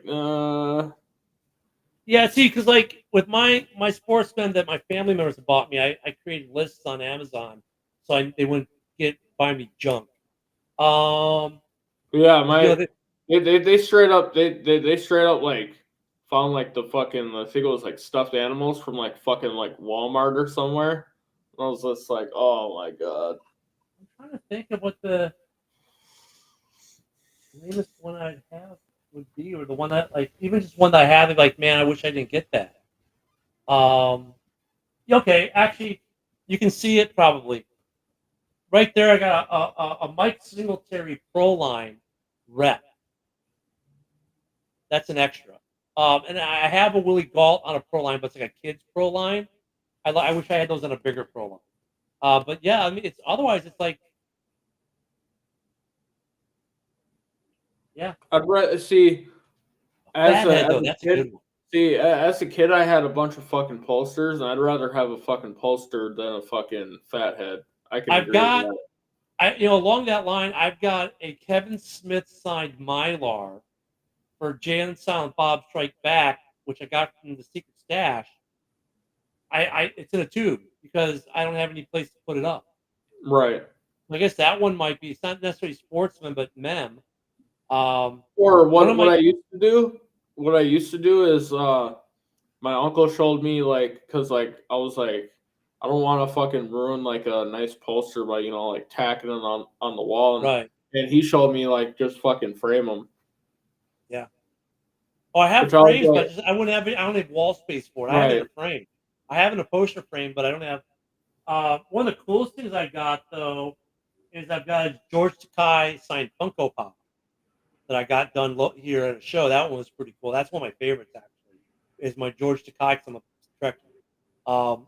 And it was cool because I bought the Funko Pop in the bargain bin at a GameStop 2 days before the con, which I was surprised. So it cost me $6 for the actual Funko, and then I had him sign it. So now it's worth over $300. But no, that one's pretty cool. I like that one. One of the best ones I got though for authentication, I've got an 8x10 of got a brain partner. Cubs pitching grade.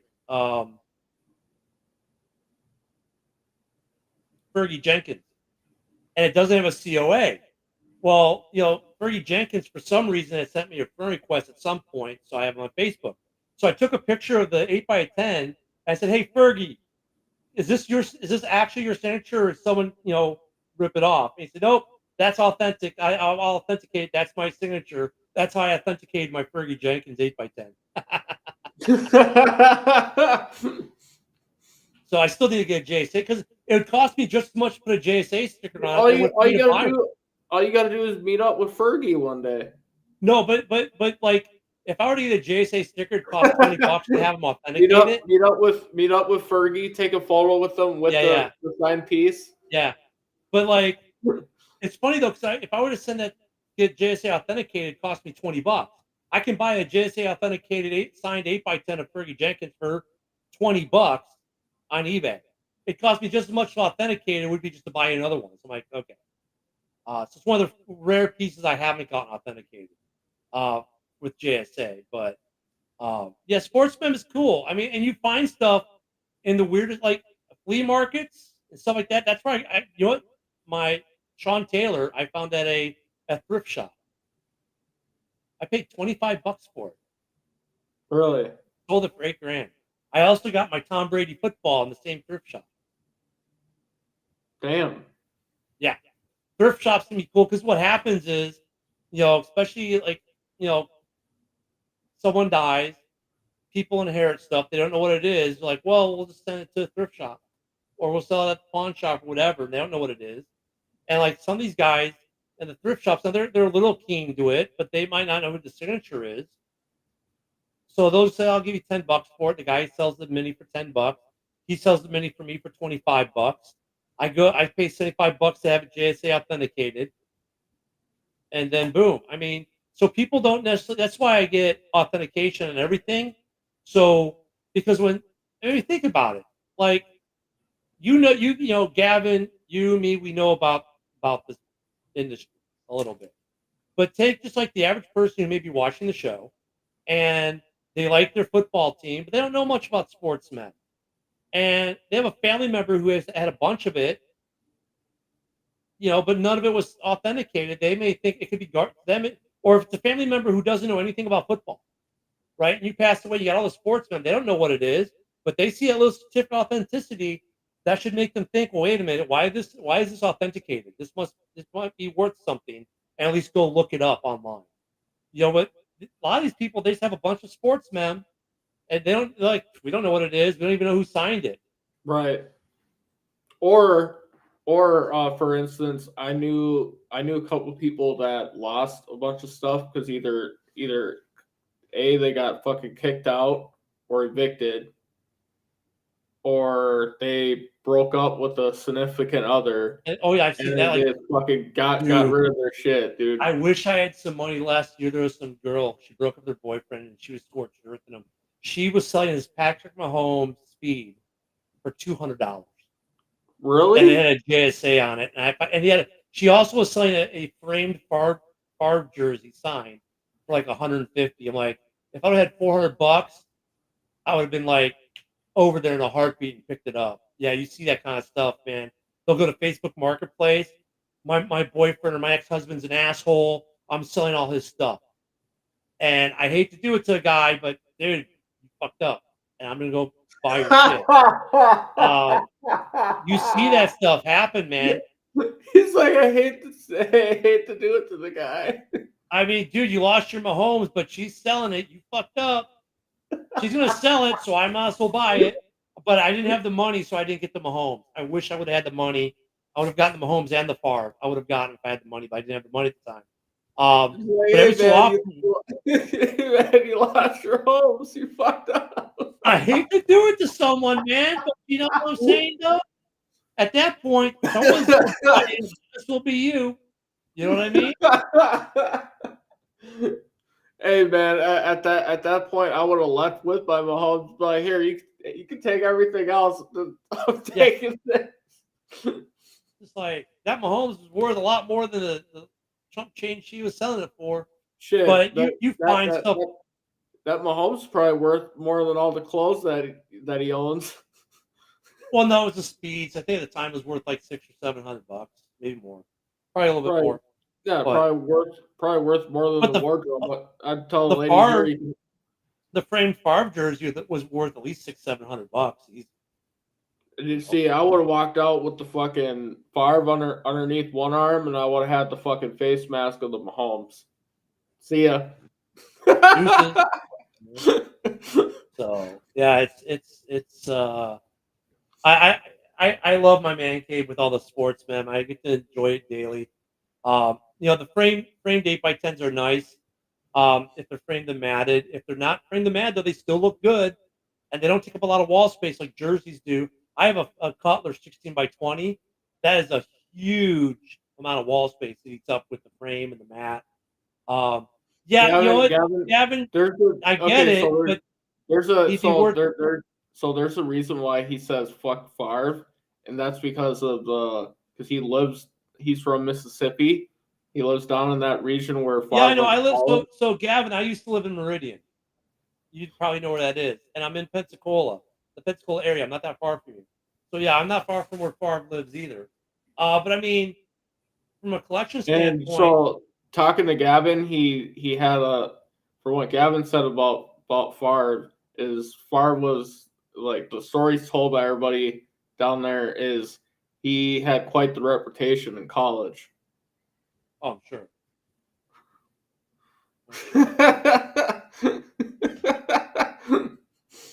Because his house is right by Camp, or what's the National Guard post there?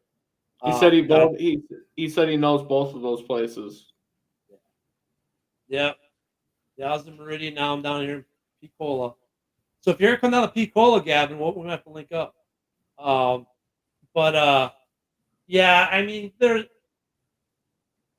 I got a buddy of mine with the high school with. He's got at least one helmet per NFL team, and he's in Chicago, so he's got a basement. It's a big basement, dude. His wall, nothing but signed jerseys all the way around, framed signed jerseys. Nice. I've seen those type of setups before. I think it's fucking cool. It is. Like It looks good. This guy had it. This guy had it so like where like so both sides of the wall, like when you walk down to the basement, like the stairwell, that's where it starts. So like you have two, and then it just goes down, boom, boom, boom, boom, boom, boom, boom, Yeah, I boom, saw all the a way Bears down, one and where then he painted the steps going down to his basement, right, and had Bears players on them, and they're Hall of Fame years. And then like some of these guys' basements, man, like you've seen like the hanging scoreboards with TVs, and I'm just insane. So my next one is gonna not be anything. It's just gonna be a ton of helmets and stuff on the walls. But I mean, my buddy, he's got framed jerseys all the way around. And he's got these cases that aren't. They're not like IKEA cases. He's got all the helmets. He's got baseballs, baseball bat. I mean, it's like a sportsman. You go in that thing, your tongue's hitting the floor, kind of thing. With there's so much mem in there, it's almost like a museum. When I build my new house, I'll get a bigger man cave. My favorite cases I have right now is a 6-foot long glass like storefront case. I love those. I want to get like two more because you can put two. You have two shelves, and each shelf will have what do I have in there? 4 or 5, 4 full size and 5 minis per shelf. And then you still got your wall space on top, and you've got the countertop space. So if you got other knickknacks like a McFarlane or stuff like that, you can put stuff on top, and they light up beautifully. And I want to get a couple more cases like that for the new house. I like the IKEA cases; the towers are nice.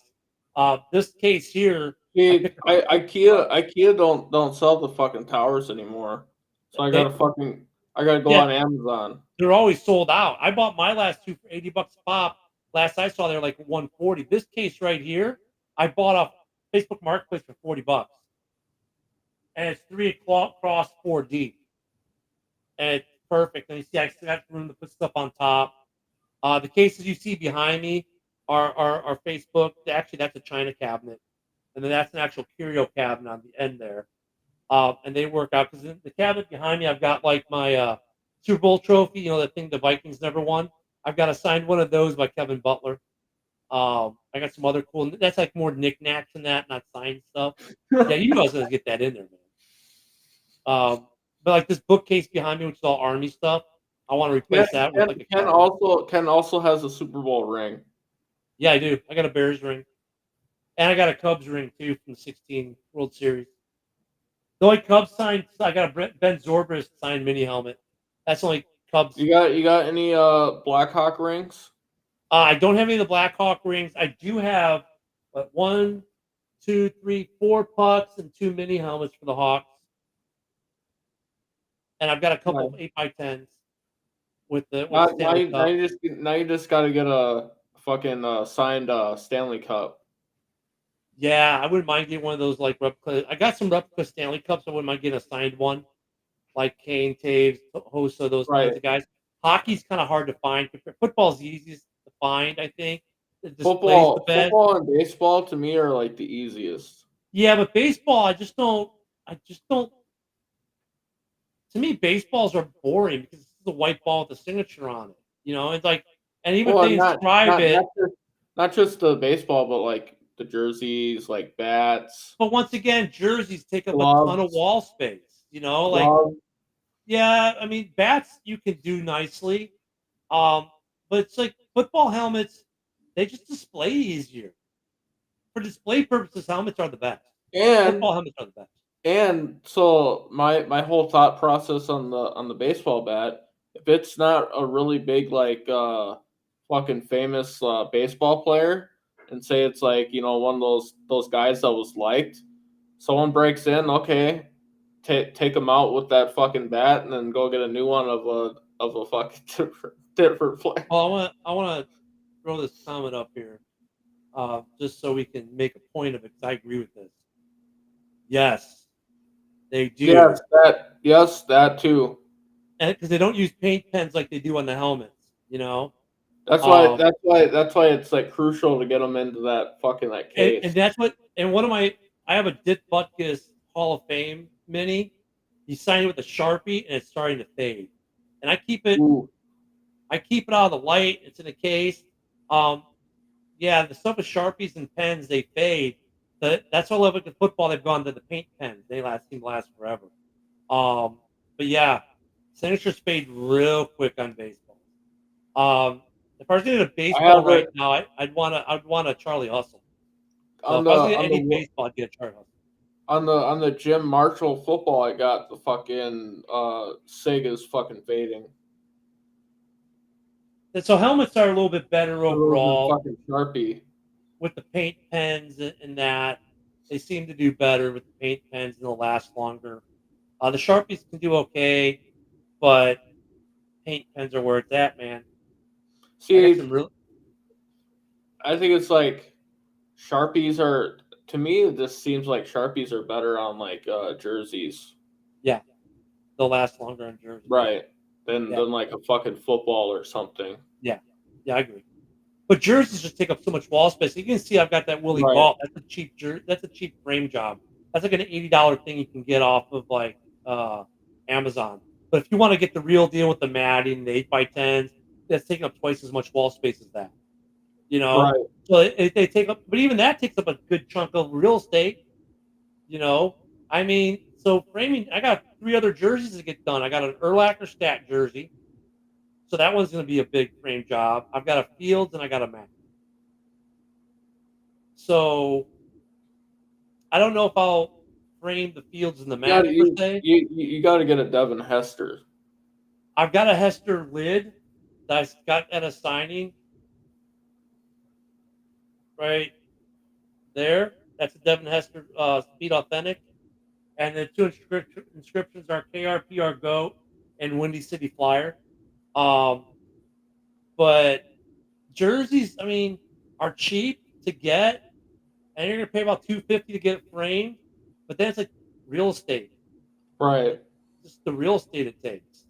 It's just because in the other room, I told you about the one I'm selling. I've also got a Dwight Gooden, and I've got a Cal Ripken Jr. framed signed jerseys that we're selling. Nice. I would actually want to keep those, but they take up. I have nowhere to put them. Literally nowhere to put any of those jerseys. They just take up so much. My walls are completely full. What jerseys the Calvin Ridley? Is it Falcons? No, not Ridley. Cal Ripken. Orioles. Oh, Rigby. Baseball. Oh, yeah. Okay. I thought you said Calvin. No, Calvin. No. But I mean, jerseys just take up so much real estate. Right. It's really hard to, to do that. Tell him about my bet last game. Oh yeah, so he lost a bet to a Bear fan, so he had to paint his nails like Caleb did. Yeah, she had to show it off. He had to show it off all week on Facebook, so he's taking pictures of the paint. Nice. Well, That's awesome. I will say he was a man of his word and honored it. Not gonna be me. But I gotta see. Yeah, did you post where people can see it? Well, I'm gonna see if I can see his picture. All right, there's a picture of Gavin. I don't see the nails yet. I'll have to wait till he accepts my friend request, and I can see it. Oh yeah, so you know Kyle. Kyle does all the Packer signings. Oh, and you know Greg too, Kyle's the hooked stat me master. up. Kyle's hooked me up with some Viking merch too. Yeah, well, I'm gonna do the Jordan Love sign with Kyle. I think for December. So, I'll get a J Love. Because he said he said basically at those signings he said he could find people for every team that sell for every team. Oh yeah, yeah. I mean, if you're in the, he's in the industry, it gets a little easier. But yeah, Sportsman's a lot of fun. Sportsman's a lot of fun. So, I know we're giving some away. Mike the Bear fan with our subscription group, we're giving some Sportsmen away this year. Last year we gave away a Butkus 8x10, and what was the other sign? We gave a couple signed things away. Sign, 8x10s are easy to get now. I like that. I have a little bit of wall space. I can still put some 8x10s up in here. Because they take up the least amount of wall space. I know a guy though for Comic Cons, he's got binders full of signed 8x10s. He just keeps all his in 8x. He's got so many. He has binders full of signed 8x10s from actors. And I'm like, I don't get into the only reason I went to a Comic Con to get something signed. One was George Takei. I got the Funko Pop. The other one I went to see was George Wentz was there. He's one of the super fans. So I have him signed on a Bears mini, and then I have a full size. In fact, that's the full size right there. He signed on. There we go. That's it right there. That's a George Wentz signed Bears authentic, and it's got the whole to the Papa Bear the Papa Bear the 46. It's a Bears prayer that he wrote. They saw Bears and signed it, so that's kind of cool. Yeah, actor autos. I mean, you can go to all these little shows and the Funko Pops. I got Moff Gideon Funko Pop. I like Giancarlo Esposito to begin with. I wouldn't mind getting him to sign it, but I'm not really gonna do. I've got an 8x10 Right. a picture I took with George Takei. I didn't have him sign it. I didn't want to wait in that line again. But yeah, for me the actor stuff I'm not as much into, but there's a good market for some of that stuff too. The Jason Voorhees stuff and the Sons of Anarchy stuff. There's some really cool Sons of Anarchy merch. Dude, I love Sons of Anarchy. I saw the vest. They had the vest frame signed by what's his name? Hoonan signed it, and that was really cool. Ray Park and Jeremy Bullock, yeah. There's some. I mean, I'm just. I mean, it looked cool for a movie room, but my room's a sportsman room, so. But I've seen some cool Sons of Anarchy motorcycle helmets and stuff like that. Yeah, I'd almost get one of those because it fit the motif of my room. See, I eventually what I want to do is get an actual jacket. They have them. Charlie Hume has signed up. There's a bunch of Sons of Anarchy cuts out there you can get that are signed, and they're black leather signed in silver. I want to get one that's not signed, but one that you can customize to put instead of where they had it in fucking California, you can fucking change the location to say where you live. Yeah, you would do something like that, and then probably wear it somewhere, and some MC guy would come and beat you over the head, wake you up. No. Sons of Anarchy ain't a fucking a real. I know. You know what's funny though? I've seen posts on Facebook where you got people who are wearing Sons of Anarchy cuts on their motorcycles, and those guys get clowned by everybody. Hey, we got Sturgis out here, South Dakota. I'll take it up to Sturgis. I've been to Pensacon. That's where I got my George Takei mini sign, and that's where I got my George Wentz or my George Takei Funko sign. I got my George Wentz helmets. I didn't go last year. I'm probably not going to go this year because the list of people they got, there's like no one that I really want to see. I live here. I'm in Gulf Breeze, so you probably know where that is. But we just haven't gone the last 2 years because it hasn't been. I wanted to go the year they had George Takei. They also had Giancarlo Esposito, but they jacked everything up so much I didn't get to see. I got to see him, but I didn't get anything to sign. And they also had what's his name who plays Yondu from the Marvel universe. I wanted to get something from him signed. I just didn't have time because they jacked up the tickets and everything so bad the way they were doing it. I had pre-bought my tickets, had to wait outside for 3 hours to get a wristband to then go in and sit for my signing, which was 3 hours late. They told us we couldn't leave the area we were in for the signing, so I wasted 6 hours to just get a picture taken with George Takei. I'm like, I would have much rather just gone to the booth, paid $80 to take a selfie, and then I'm signing 8x10. You know what I'm saying? But that was a live and learn moment from Pensacon. I love Pensacon because it's a regional, so we don't get as packed as, let's say, like Orlando's MegaCon or some of the other cons out there. But you do get some good people at Pensacon because the regional. And it's just yeah, it's not bad. Why don't you send Gavin the link so he can come on the show if you want? He doesn't have to have video; he can just do audio. Let me find it. But yeah, there's I've met some cool people at Pensacon, but like the last 2 years of Pensacon, pretty much. Let me see who Pensacon's got this year. Let me pull them up. It's coming up. It's in February, but they've already got the list up. Pensacon's been kind of disappointing the last couple of years. Here we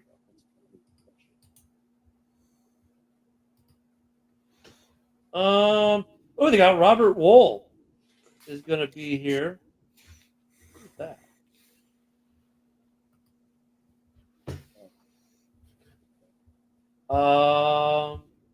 Looks like Aliens is the theme this year. Priscilla Presley is going to be here from Naked Gun. Ray Wise is going to. Okay, he's not bad.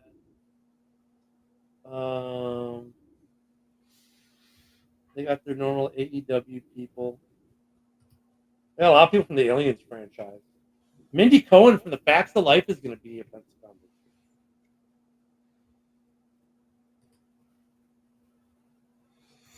Let's see. Lou Diamond Phillips is going to be here this year. He'll be a big draw.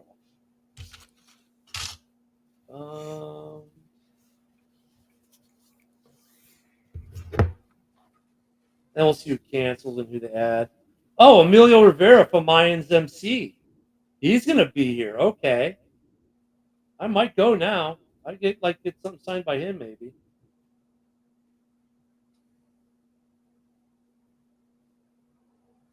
Anthony Rapp for Star Trek Discovery. Okay. Yeah. The list doesn't look that great for 2025. February 14th through 16th. But yeah.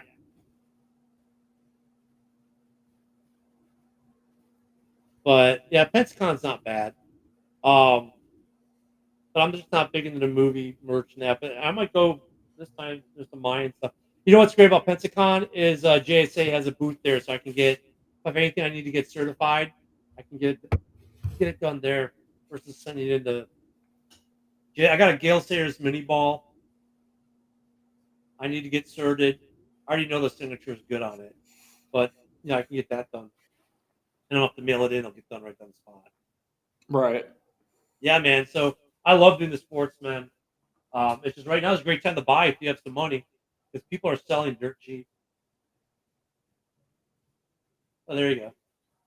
Yeah, that's right, 1020. Jeez, and we still got viewers. That's amazing.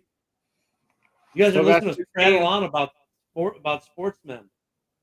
People like the sportsman talk. Yes. Yeah, the Ricky Williams stuff is cool. The smoke weed every day. My buddy's got the smoking bowls, hitting holes. One, he's got some See, good, I some good see. ones. What I should do is I should talk to Carico and change my Barossa Sports over to a memorabilia fucking talk. Yeah. You could. You don't even have to tell him. You can just change. You can do whatever you want. It's your hour. No, but I mean, like, fucking Yeah. go through and like change up like the fucking intro for it and all that shit. Oh, yeah. But like, keep the name the same, but just fucking be like memorabilia. Yeah, sportsman's fun. It's Sportsman. fun. I'll tell you what though, it was when I was in it, it can be a real expensive hobby. See, I just go in there and just talk about sportsmen. Like, sorry, I ain't got nothing to sell. Wrong. If you're buying it, you can spend thousands of dollars real quick. Be like, I could send you shit on eBay if you're looking. I'd be like, if you're looking to fucking buy, here's some stuff I saw on eBay. eBay is hard because like you've got to really check the COAs. There's a lot of fakes being passed off on eBay. I got ripped off on eBay for a fucking. There was a guy who had a bunch of Devin Hesters with JSA COAs, and you look at the JSA COA, they didn't exist. Jets Titans. Ooh. Oh. I'm gonna take. That's in Tennessee, yes. He's Tennessee. No, it's in Tennessee. If it's in Tennessee, I'll take the Titans. I like their defense. Is it in Tennessee or is it away, Gavin?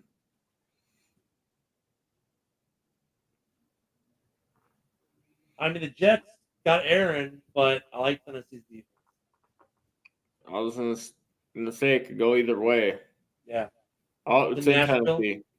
Last time I saw a game in Nashville, I saw the Bears play the Titans, and the Bears destroyed them. Urlacher had a pick six, so that gives you kind of a timestamp of when it was. Yeah, I'll take the Titans at home.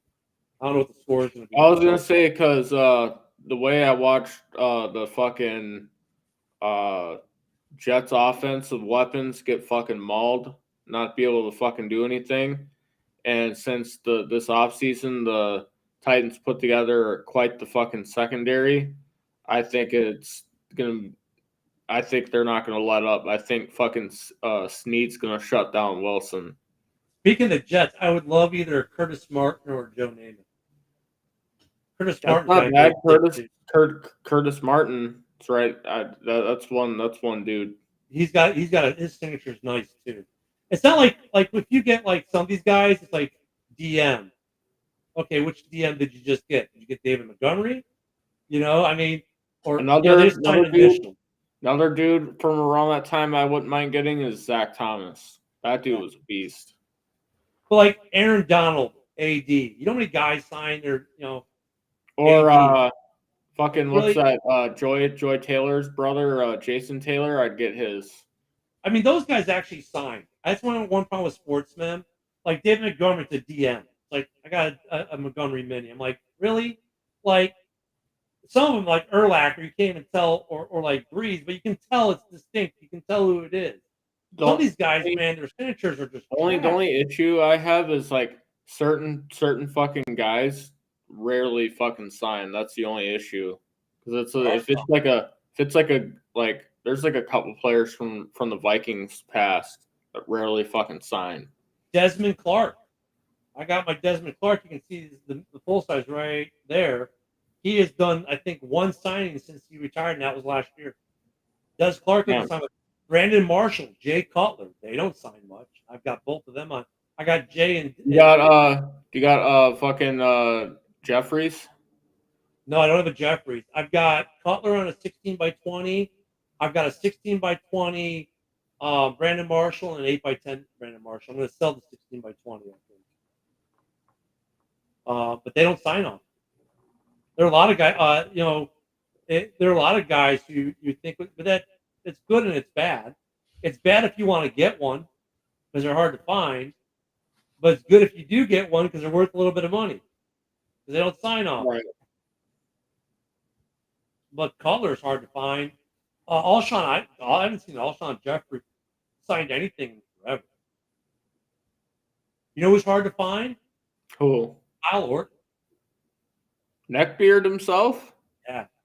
I love what he does sign, though. He signs everything with the same inscription. Fuck the Packers.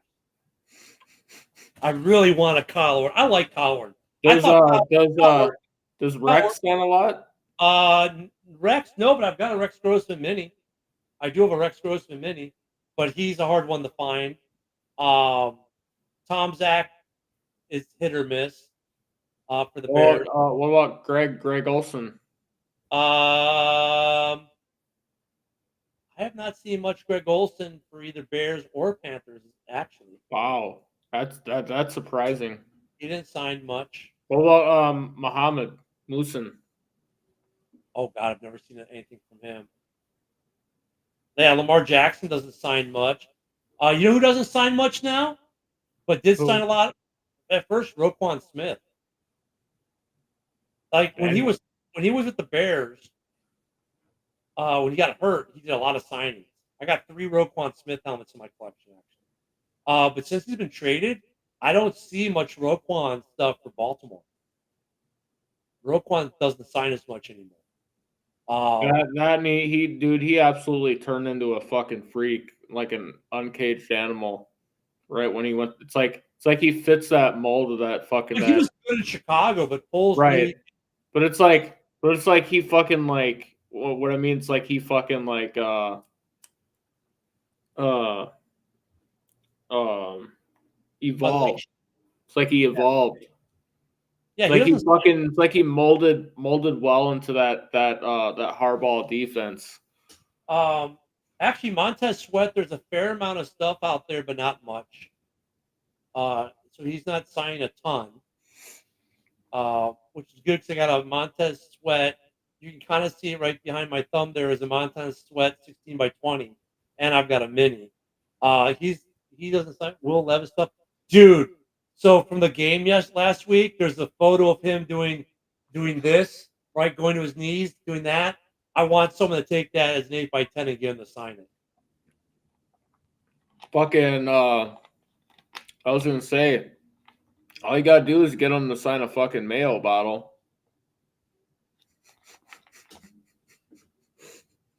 But you know what though? When guys get hurt during the season, they tend to sign more during the season when they get hurt because they got time to sign. But then, like otherwise, though, most players maybe once or twice a year they might do a show. Surrender Cobra, dude. I'm telling you, man. I saw someone post that picture. I'm like, they just need to get him to sign that. In fact, I want to get Tyreek Stevenson to sign that same photo. I'd love to get them both to sign that photo. That'd be great. But yeah, I mean, it's funny. Like these guys, just certain guys sign a lot. Other guys don't sign much at all. Gavin, are you a Hellman's guy? Or are you a fucking Kraft guy? Like, what kind of mail you like, dude? Oh, Jesus. No, I know. I knew it was the Darren.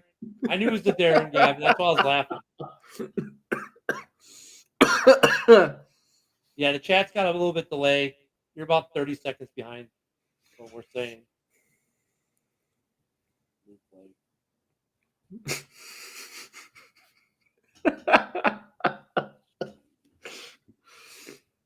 Yeah, there's some guys who don't sign much, but then you that's the one thing I hate about being down here is I don't get signings. I don't get opportunities like when they have players that show up in a mall to do a fan signing. I don't get any of that. It's hard to I have to either send in or find it on the internet and buy it.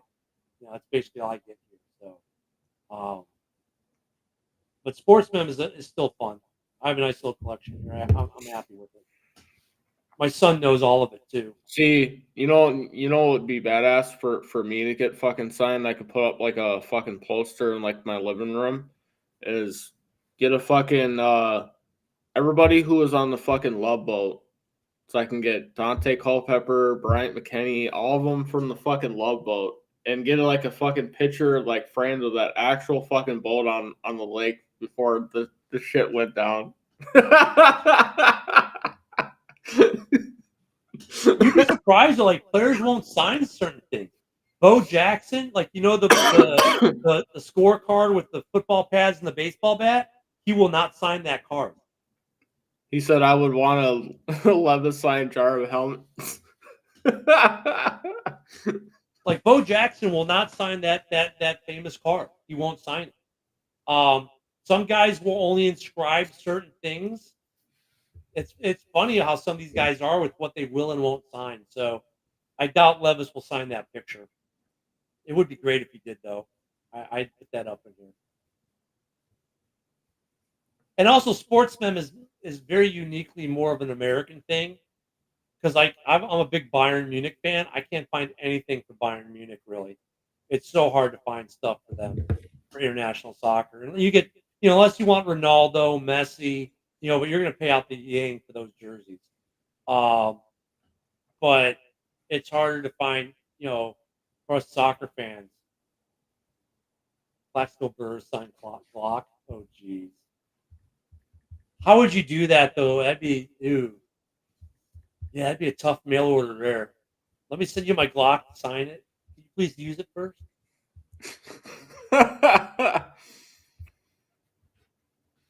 Oh, geez. Some guys have signed some pretty interesting things, though. I mean, hey, Tyreek Hill signed pregnancy test. Damn. That'd be a good one. Wow. Good old Cheetah. No, you gotta have Tyreek Hill sign speeding tickets. Damn. Yeah. Tyreek Hill signed handcuff. There you go. What would you even use to sign that though? You'd have to use a Sharpie, and that would You'd have to get like I figure you'd have to get like the pen Sharpie. And I wouldn't do like silver cups. I get like the black matte cups, and maybe have them sign in like silver, a silver ink or paint pen. That might work. Paint pen, yeah. Leg cast, Jesus. Gavin's coming up with them tonight. Leg cast, there we go. Michael Thomas leg cast. Tua signed fractured neck brace. And on that note, it's like 10:30. I'm gonna get ready to. Or Brandon Marshall signed pillbox from all his fucking migraines. Don't worry. We got a separate one because fucking Brandon Marshall's got the Tylenol and Percy Harvin's got the Excedrin. Well, for the Vikings, we can have them sign. Well, no, wait, we can't have them sign Lombardi's. They never won one. We could have them sign speeding tickets as well. See, we can have the Cody Parkey sign a lotion bottle. That's all the excitement he got after that. After Brock that loss, Osweiler signed laser pointer. Actually, it'd be good for some of the old school players, like a Brett Favre signed can of beer, because these guys used to show up at camp with just be drinking beer and oh yeah, they just said that's how he was in college too. yeah. Like fuck, dude. Johnny Manziel signed game film because he never watched it. No. Johnny Manziel signed fucking blunt wrap. Because apparently that's why he got kicked out of the league. No, you never watched game film. Well, that and his alcohol and his fucking drug problem. Oh, Gavin, that's good when they're the welfare check. That's good. EBT card. But no, Brett Favre fucking signed EBT card. Johnny Football was like the game film and his alcohol and drugs and alcohol. Yeah, I know. Yeah. Now he does like these podcasts where like he'll jump on. He's got like a fucking glass of like whatever the fuck's in it. Favre has got that new documentary just came out called Concussed. I want to watch that one. It just dropped. I don't have it in my Plex yet. I don't See, watch that. he needs to do a new documentary that's Brett Favre versus the state of Mississippi welfare. Gavin's just look at him. Gavin's letting him rip. Richie Incognito signed Roots DVD. Damn. Yeah. Doug Flutie signed a ruler. I need Dante Culpepper signed fucking whatever from the fucking Love Boat, piece of the boat. That goes down in like top 10 historic moments in Minnesota history. And on that moment, I gotta get out of here, guys. We got games tomorrow. Well, thanks everybody for tuning in on this Yeah. lovely Saturday night. We'll be here next Extended. Saturday at 8:00. And you guys have a good football Sunday and enjoy. Hey, wait, just remember one thing. Packers suck!